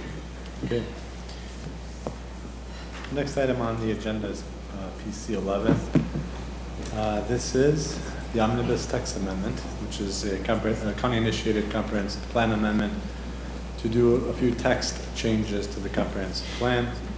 It's PEG 24-0011. And the purpose here is to improve on the consistency between the comprehensive plan and the land development code and a few provisions, address commercial compatibility within the comprehensive plan. We'll talk to the issue that we're just going to touched on. Describe the location of industrial land uses and implement development standards for future land use classifications within the urban service area. And the amendment's going to touch on these two chapters, Chapter 2, future land use element, and the future land use appendix, as well as Chapter 3, conservation element. But the vast majority of the work is happening within future land use element, and we'll see in just a second. Before I continue though, in your attachments, in the packet that you received digitally, on page 7 of the red line version of the proposed changes, you'll note the ROR, and then on page 8, the MU, future land use categories. I would like to request to withdraw certain amendments that are associated with those future land use categories. Particularly in both cases, they have a ratio of land uses. For example, for the ROR, retail, office, residential, we have a ratio of residential 0 to 75%, retail 0 to 75%, office 0 to 75%. The proposed amendment was striking that language and including new language that would say that residential development should be located within an initial 300 feet. I'm not going to get into all of it, but that language is being withdrawn for both the ROR and the MU. So I'm not going to present. Are you going to come back with something different? Or? Potentially. But for today, we're simply withdrawing it but continuing with the rest of the things. So that won't be part of this presentation. Okay. So those are the particular policies that we're touching in this text amendment to the comprehensive plan. Policy Flu 123, which is a Category 1 wetlands and incompatible uses policy that's going to talk about our industrial future land use classifications. Policy Flu 161, commercial development. Policy Flu 162, location of commercial development. Policy Flu 164, neighborhood commercial uses. That's where we're going to touch the 20,000 square foot question. And then some additional amendments that are happening in the appendix in Flu A4, calculations of residential density, and A6 in the definitions of the future land use classifications themselves. The last one, policy CON 1312, is actually an associated policy to policy Flu 123. So what's happening in 123 is being repeated in 1312 for CON. So what is happening in policy Flu 123? What we're basically saying is we're amending to allow greater flexibility where industrial uses can be located adjacent to Category 1 wetlands. We're essentially saying that heavy industrial land uses are limited from being adjacent to Category 1. We're deleting from the provision IL, which means that IL cannot locate properly next to Category 1 wetlands because all systems, all manner of industrial activity is contained within the light industrial buildings that typically go into IL. And then there's some further clarification on Can I ask just a quick question about that? Yes. Just the language, Category 1 wetlands and surface waters. I'm not aware of any place, and maybe there is, but I'm just not aware of it in the comp plan where we talk about surface waters.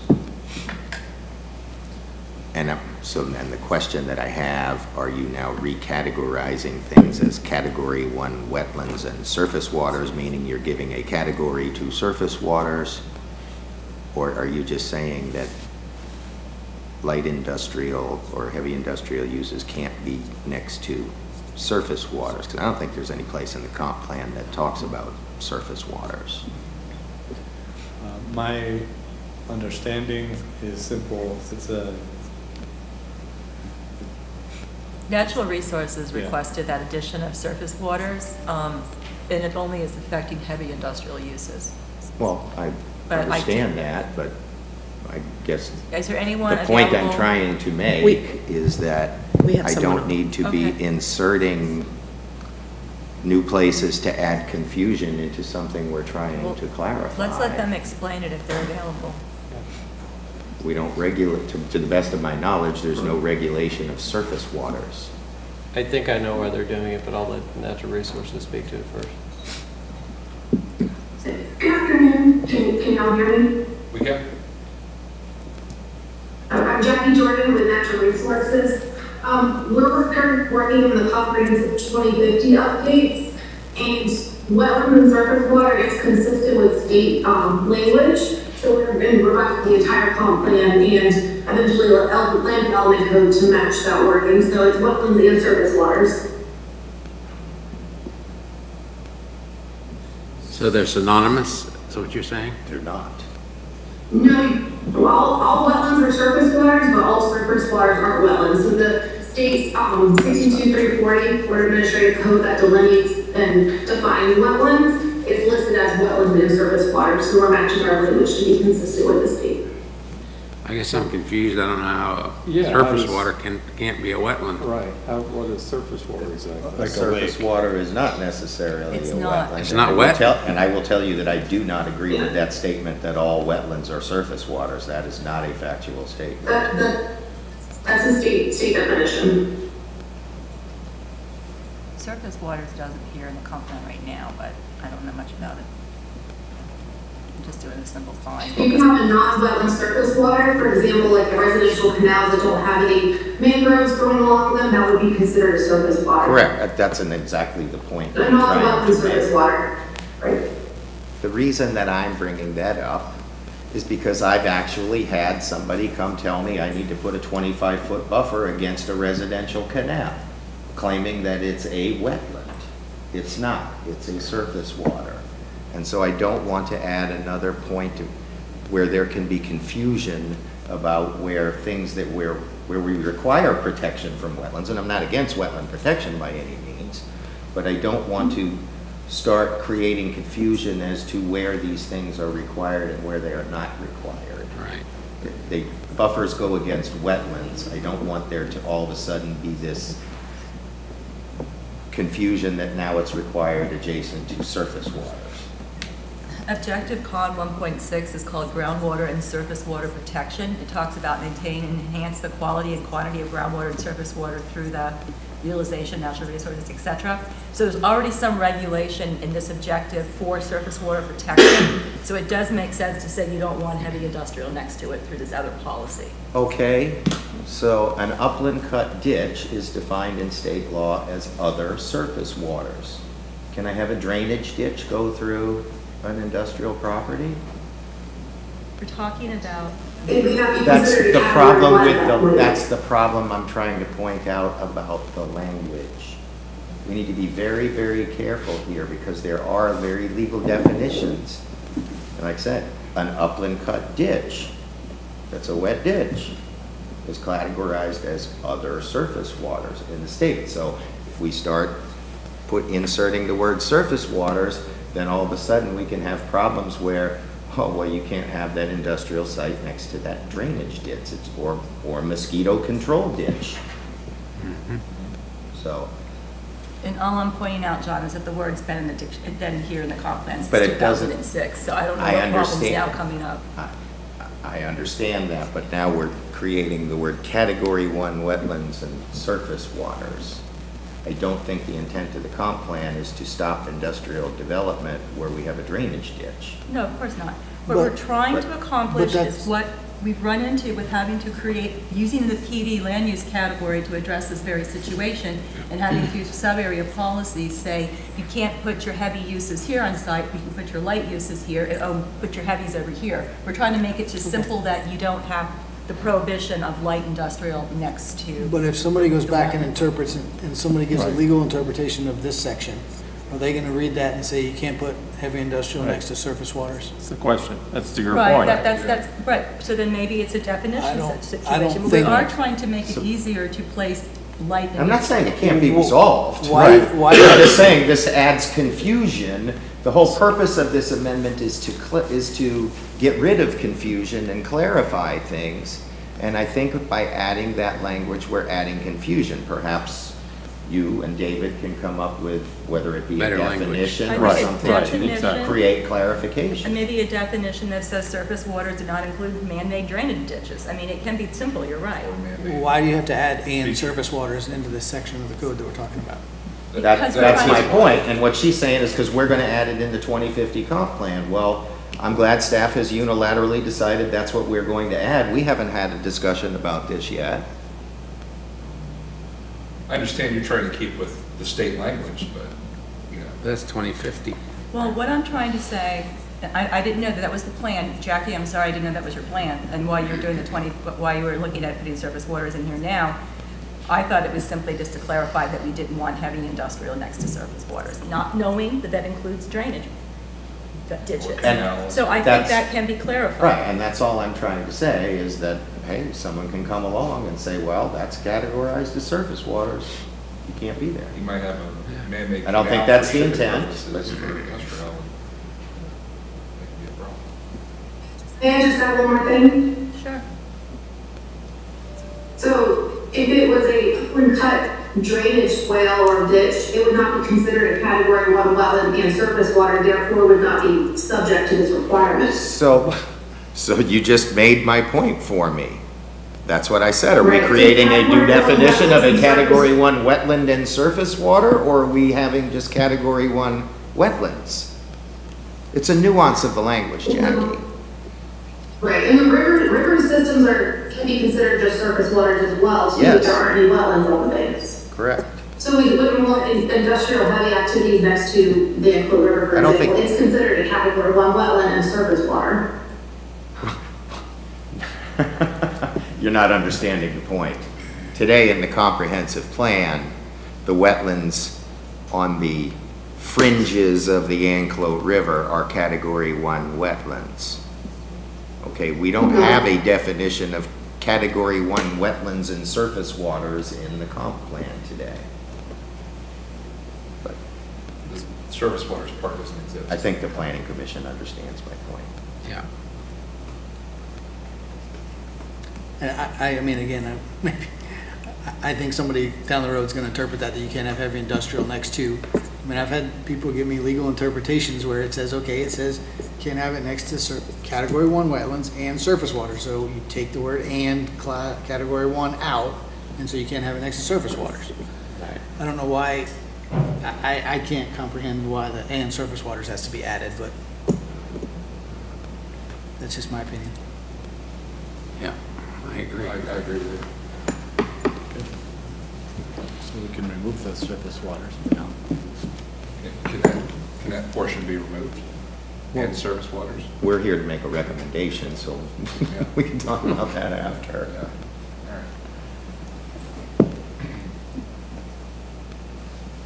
right. Okay. Well, let's move on, Terry. Come back to that, I guess. Second. The slideshow. Thanks, Jackie.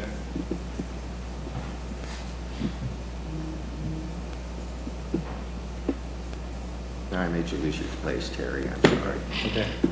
I'm sorry? I said, now I made you lose your place. I'm sorry. No, that's okay. That's okay. So now we're going to start talking about future land use policies 161 and through 164 to talk about the commercial development provision. In the upcoming classifications and provisions for the future land use policies, we're going to talk a lot about small-scale neighborhood commercial and commercial infill, and there's other parts of a small-scale commercial definition that are sort of at odds with one another. Two of them are talking about 5-acre thresholds, and one commercial infill definition is talking about 4 acres. And so in the next set of policies, we're aligning all of that to be 5 acres as the consistent threshold across the board. And also in the particular provision for 164, we're going to delete the 20,000 square foot reference. So in this case here, we're defining policy flu 161.f, commercial infill development of 5 acres or less. And we're taking the definition that's currently in the glossary of the comprehensive plan and bringing it forward into the comprehensive plan, putting it under F, because the glossary really shouldn't be regulating, the provision should be the regulating feature. It's also easier to read this way. And then we're also adding number 3, within the urban service area, the floor area ratio shall not apply, and lot coverage of the zoning district shall be used.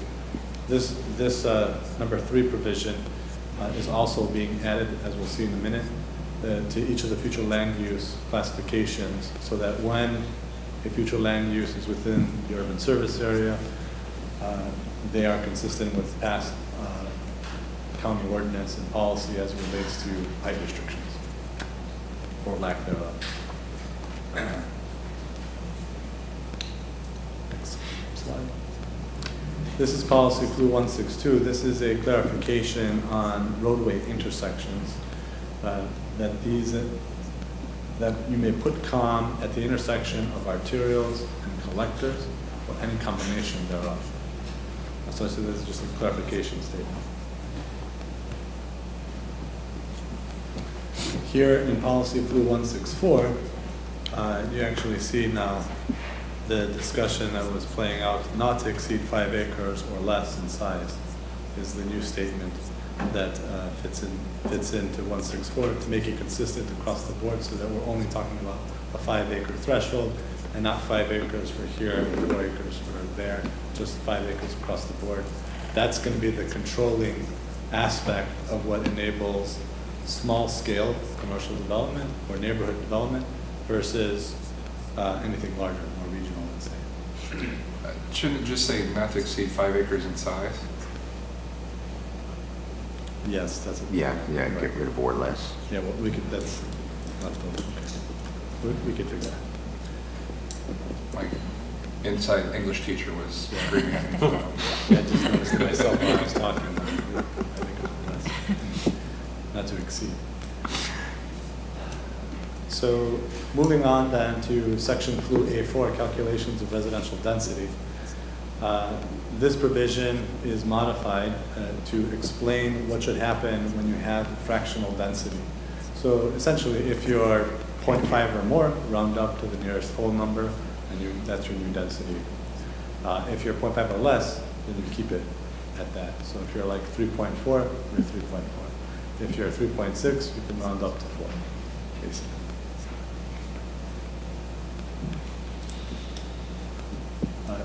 In the A6 appendix, we're clarifying that daycare facilities are allowed, shall be permitted in all land use classifications. They technically were. They were just listed multiple times across the different future land use classifications. And then, of course, number 7 there, the additional density calculation language is added there to make sure that it's applicable in every density calculation that we do.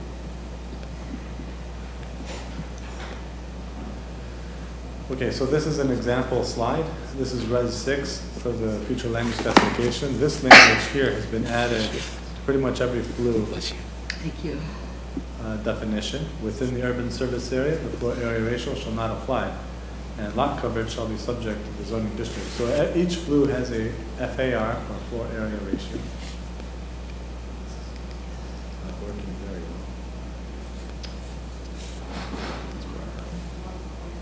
well. I'm trying to use the pointer. Yeah, but the laser. Oh, the laser. Yeah, that might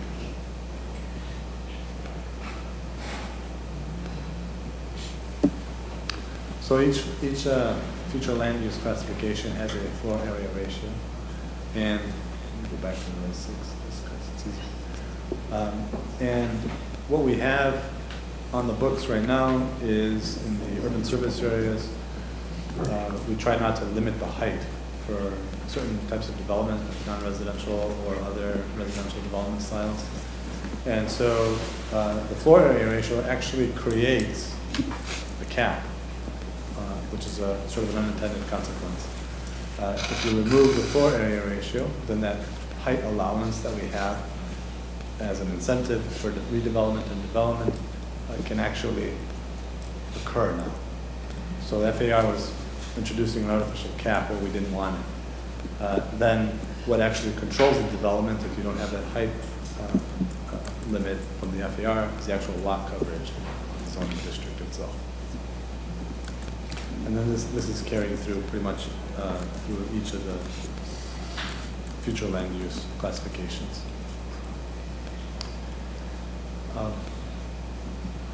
In this amendment, the IH future land use category is further explained in terms of what's going to be allowed and not allowed for retail commercial support uses.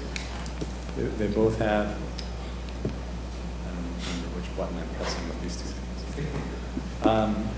You have this line here, and it gives you a list of the types of commercial support uses that can occur within either of these industrial future land use classifications. And so currently there is an allowance to do 15%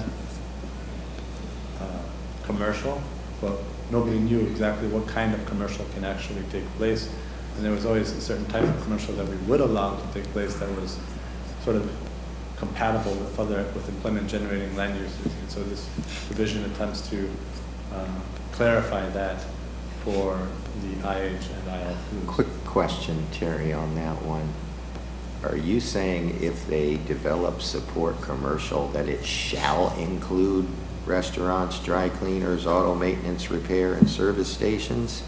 Or is the intent, and I think your intent is, and this is another place confusing language, that they may have support commercials such as restaurants, dry cleaners, auto maintenance, and you're not saying they have to have all of these things, but I think that word shall include may add some confusion to that. I see your point, yeah. And may include. Yeah, maybe the word may. Okay, that's noted.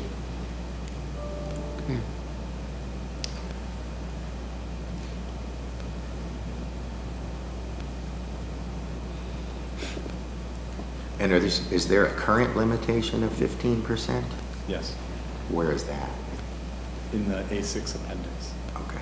Yeah. Okay, are you just moving it out of the appendix to? Well, Oh, no, this is it's still in the appendix. What's in there today, the language that's in there today, only says 15% support commercial. I see. Yes. Okay, I understand. So would you put like a cell phone shop, AT&T or Verizon Wireless or something like that, as a typical retailer? Would you allow retail into an industrial area under that 15%? I think the logic of making that 15% allowance was to put commercial uses that were compatible with the employment center so that people could go get their sandwiches or drop off their kids at the daycare. Or pay their cell phone bill. You could do that by text message. Not if it's broken. Yeah. Not if we don't have any towers. This next amendment was to the employment center, future land use itself. There's a number of big amendments happening to the employment center, future land use. These amendments were requested by the Board of County Commissioners.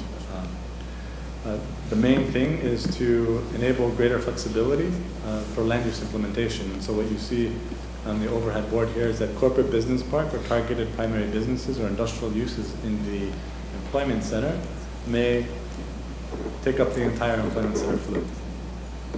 Before they were mandated or limited to just 75%, up to 75% of the fleet. That meant that at least 20% or possibly even 5% of the land uses could be non-employment generating land uses. There was a mandate in the EC flu that at least 20% had to be multifamily and 5% had to be support commercial or office. With these edits, we're now removing the mandate for multifamily, and we're also removing the mandate for support commercial office uses. You can still do these uses in the EC flu, and we kept the maximums in place. You can only do up to 40% of the EC flu, maybe multifamily, or up to 20% of the EC flu, maybe commercial or office, but no more than that. The key was to increase it to 100%, which is really the goal of the employment center. Future land use is to be a place full of employment generating land use. This is excellent. We also made some clarifications in terms of what should happen if we have rezonings taking place. They should be EC and PUDs, or they should be Euclidean districts with a development agreement, or a development agreement on the existing Euclidean zoning district itself. So you might have an I-1 already in an EC. We could handle that through the development agreement process. If there was any particular kind of condition that needed to be met. And of course, at the very bottom, you'll see once more the FAR restriction not applying within the urban service area.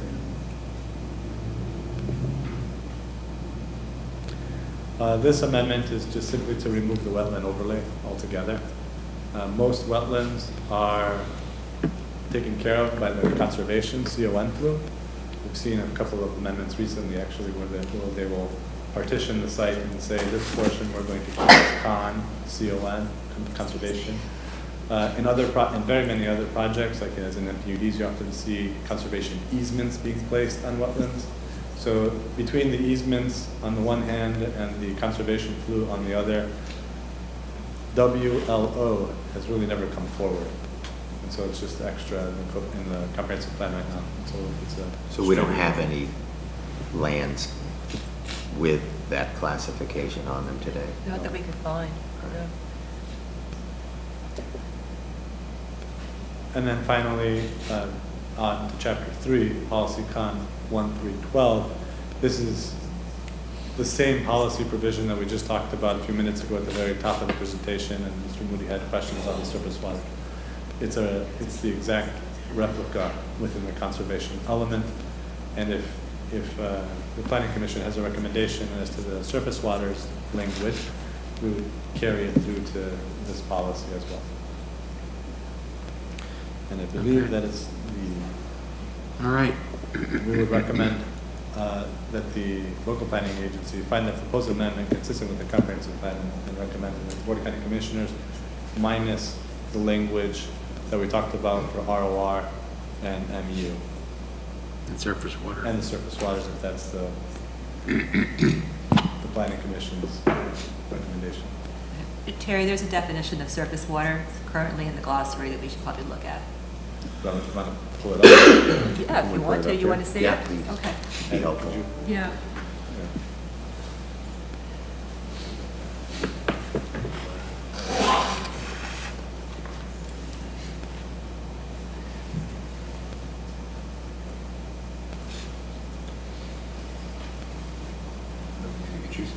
I know, right? It was not like this on the west side at all. It must be all the oaks here or something. I don't know. It's Derek. Yeah. I should have stayed in Newport Richie. It's all Was the Davis. Stromboli? It's horrible. WebEx. Right. We actually have the comp plan open over here, so.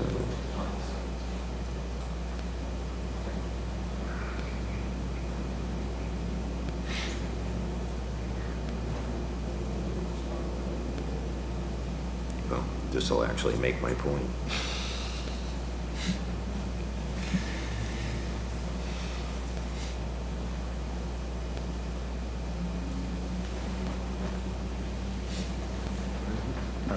So I can try to read it. Surface water, a recognizably permanent body of water, including swamp or marsh areas, contained within a discernible boundary or bank created naturally or artificially. Water from natural springs shall be classified as surface water when it exits from the spring onto the earth's surface. And includes the word artificially, which would include wet detention ponds and wet drainage ditches. Terry, if you go back to your last slide of your presentation. Yes. The last sentence in that slide kind of, again, further exacerbates the point of, if I'm reading that, and again, I didn't go to law school and never tried to practice law in my You life. did stay at but Holiday Inn. if I read that and I see it, I read it as any development which occurs in these locations must demonstrate that no significant adverse impacts to the surface waters will result in an increased buffer shall be required. I just personally don't like the word "and surface waters" in that section.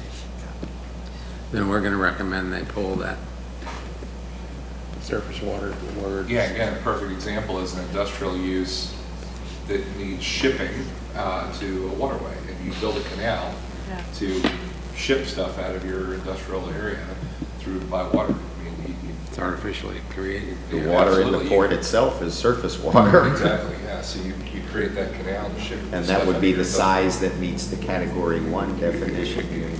Right. Okay, well, those would be our recommendations. Can we make that in the form of a motion? Okay, so. Terry? Public hearing. It's a public hearing. Do you hear from the You want to public? comment? Oh, do we have to? Yeah.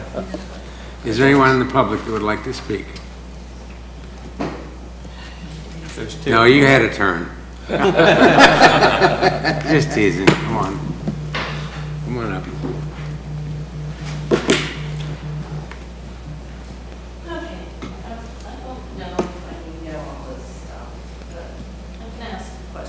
And make suggestions. Nancy Hazelwood, 34110 A Nice Place. First off, I read through this, probably skimmed it. This is not easy reading. Appendix, page 3 of 21, A6, official future land use map, general applications. I liked that first page. It explained a lot. But I go and turn it to 4 of 21. And number 3 says, within the Northeast Pasco rural area, Res 1 future land use classification is deemed to be a rural land use classification. Within the rural transition area, Res 1 may be developed as either a conservation subdivision or an MPUD.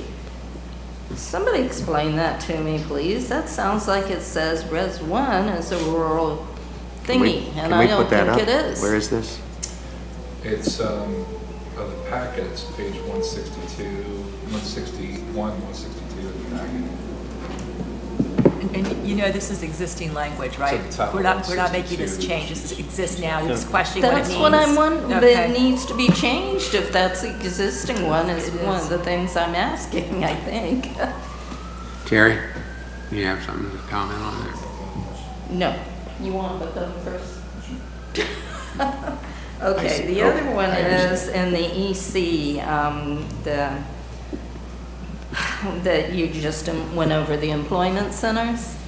There's nothing in here about employment centers in the Northeast Rural Area Plan. I think some special criteria needs to be put on them so they fit in. Maybe not taking up every single inch of land, but making it look like an employment center in a woods or something. Even if you add light industrial, let's make it work within the Northeast Rural Area. Okay, I'm finished. Thank you. Thanks, Nancy. As it Nectario's Pito's planning economic growth, as it relates to the Res 1, as Blair noted, it's existing language. It's been in there for a long time. It's actually integral to the rural strategy for the county that Res 1 is the highest density classification within Northeast Pasco County rural area. So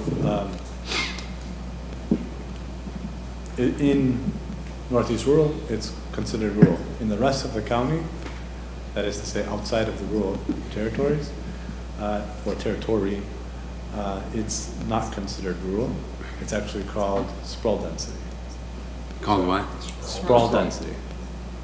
So the comprehensive plan, it doesn't specifically define it as sprawl density, but it has a series of policies that favor Res 3, particularly in the acquisition of utilities. So if you're not essentially Res 3 density, or excuse me, if you're looking for utilities, you have to be at a minimum of Res 3 density. So to the point that Res 1 is a sprawl density, we're trying to discourage that. Mm-hmm. We're learning all kinds of neat things today. Yeah. How when they don't like something, we just give it a bad name. Sprawl density and dirty uses. Dirty uses. Dirty uses. I don't use that term. Dirty uses. Well, apparently somebody from the staff used it. So. Is that like taking a bad bill and giving it a pretty name? All the time, yeah. But the sprawl discussion has happened many times over the years at public hearings, so that's an well, those of us that live on more than an acre like our sprawl, thank you. Mm-hmm. We're happy with it. You know what? I can walk down my street right in the middle of it. I don't have to worry about getting hit by a car. Yeah. Oh, yeah, sure. As far as the employment center, that's not really, that wasn't really a question, so noted from the public. Yeah, thank you, Terry. Barbara Woolhay, 6327 Grand Boulevard, for someone, I don't know, probably just myself. I want to thank staff for bringing this forward. This is needed. They have a very high workload, and to bring forward a glitch comp plan amendment is appreciated. I want to say that. I do support if the Planning Commission would remove in surface waters, can of worms, as you guys have got yourself into, and of course support staff taking out that language, the ROR and the MU as they described. Thank you. Thank you. You're finally agreeing with us, huh? Maybe we should have Barbara make the motion. Don't often get to hear you as public comment. She's been patiently waiting for the whole Yes. meeting. All right. One more. I think there was one more. Is there another one? Jen had a comment? Yeah, did you have?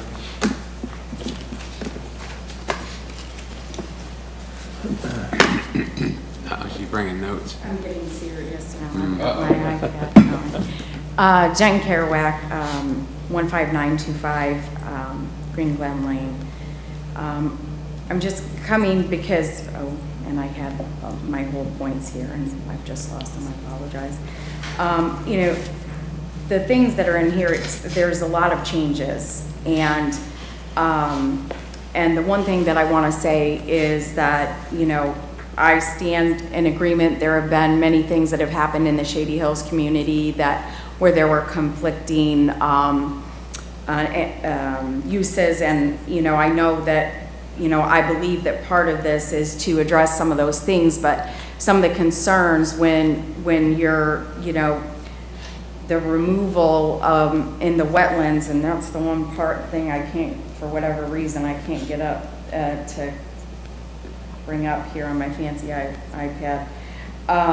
You know, when it was speaking about the surface waters and the wetlands, and I think in terms of, you know, a lot of the things that we have been advocating for and against in Shady Hills, and one of those things being, you know, the concern with regards to the light industrial going in near the head of the Pithlakuchi, I think it is, and the aquifer, you know, being negatively impacted by heavy industrial and light industrial uses.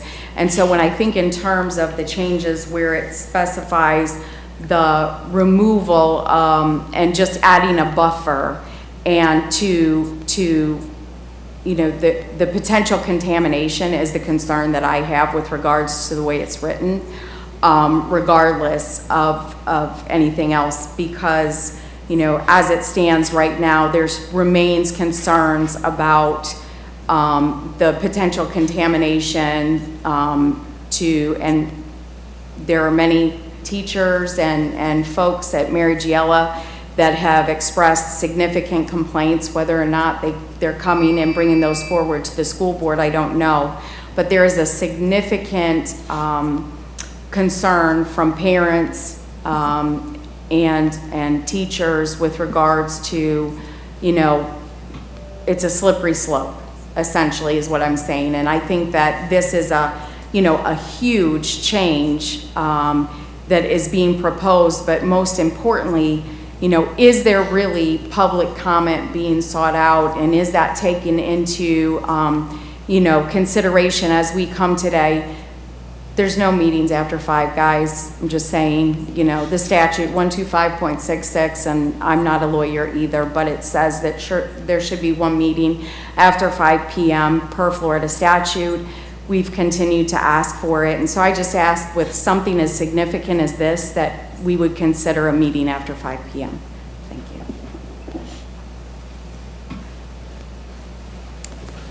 All right, Terry, anything else? Okay. Any comments, questions, motions? Any motions? Well, I had a question for Jackie, just one last question. Are you still with us, Jackie? Yes, I am. Excellent. Yes, So ma'am. if, Said to me. was your intent to protect things like lakes and rivers by the use of the term surface water? Correct, and the way it would be read would be category 1 wetlands and category 1 surface waters. Oh, there's So categories it's for not those? saying that something.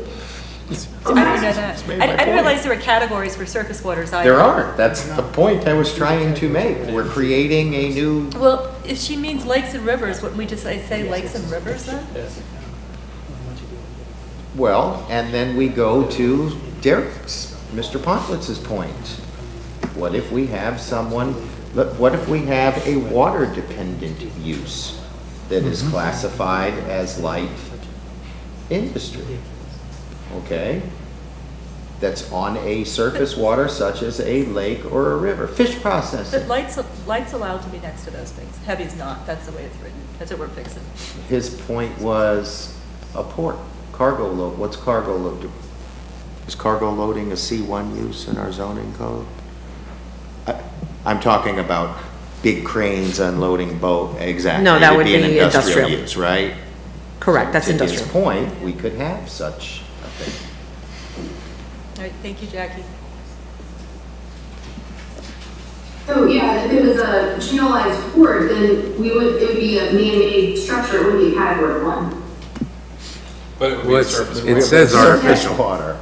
It says artificial created. Right. Yeah, or natural. in the buffer. Or natural. It would meet the definition of a category 1 if it was artificial. I would tell you that there are those of us, and there's probably a lot of them out in the land use community, there's a lot of them in the development community that are hoping at some point we're actually going to dispose of those definitions in our comprehensive plan. The state does not categorize wetlands, and I don't understand why Pasco County sees any need to categorize wetlands beyond what the state of Florida, the Army Corps of, the US EPA and the Army Corps of Engineers don't categorize them. The state of Florida doesn't categorize them, but yet we see fit to categorize them. We should probably, at some point, try to get rid of those too, but. As a practitioner, I would agree with you. It only creates confusion. Yes. Right, because that definition clearly says man-made, natural or unnatural. And so the surface water would fall under that if it's a man-made canal. That means you have to have a buffer. You couldn't have that port operation going on next to the water, which is where it would need to be. I don't think there's anybody here that wants to pollute natural rivers, lakes, and streams and oceans. That's not the intent. But we also want to make sure that we're not backdoor creating some new definition in our comp plan that isn't intended to be defined and that could be a hindrance to economic growth. Correct. Okay, so with that, I will make the motion. So is there like, you might have to help me with this one, Elizabeth. Okay. So we'll call it, I will make a motion to approve CPA 2212, the Omnibus text amendment, deleting those sections regarding the ROR and mixed-use land use categories, deleting the term "and surface waters" from the amendment, and then in the industrial section, which maybe you can help me with this one, Elizabeth, getting rid of the word "shall" and "may" for the support commercial uses. What page number is that on?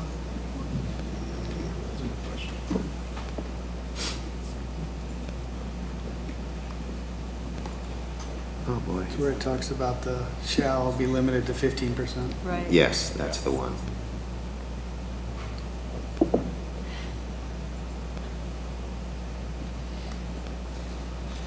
That is It's on page 10. in the definition of the IH land use, future land use category on page 10 of 21.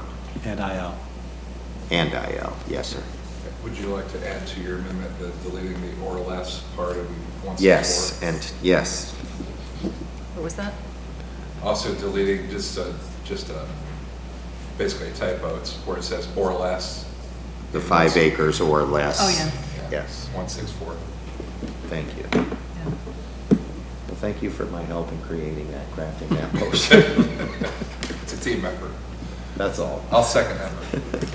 Can I just clarify one thing? You're not actually deleting the ROR and the MU, you're just not making changes. We're deleting them from this Being proposed edited, amendment. Yes. We're So not you're deleting the ROR Right, category. they're not being changed at all. To be clear, As there are still amendments in the flu. It's just that language, deleting the ratio and adding that 300 provision, 300 foot provision that we're withdrawing from the flu. So you are making changes of the ROR? Well, it's actually then, if he's withdrawn it, it's not part of the proposal, Yeah. so how about we just leave it? Just- yeah. Okay. Because we still have the FAR discussion and ROR, so on and so forth. Yes, understood. Okay. So it's as though you never saw it? Correct. Right. Okay.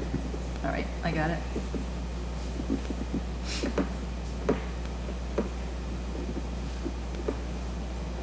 Now the clerk has to actually memorialize Yes. that in the minutes. So do we have it? Do you want to restate his motion? It's a motion to recommend approval of the amendments to the comprehensive plan, finding them consistent with the comprehensive plan, with the exception of the term surface water being added to those two policies. You want to see surface waters and surface water struck from there. And then the definition of uses in the industrial, heavy and industrial light to be modified using the word may instead of shall, and then deleting this phrase or less from the 5-acre commercial provisions, from whatever section that In was. 164. In 164. Is that everything? Yes. Okay. Okay. And I still Okay. second that. Thank you. You'll second that for the third time. Third time. So we have a motion and a second. Any further discussion on the motion? If not, all in favor signify by saying aye. Aye. Opposed, like sign. The motion carries. Okay.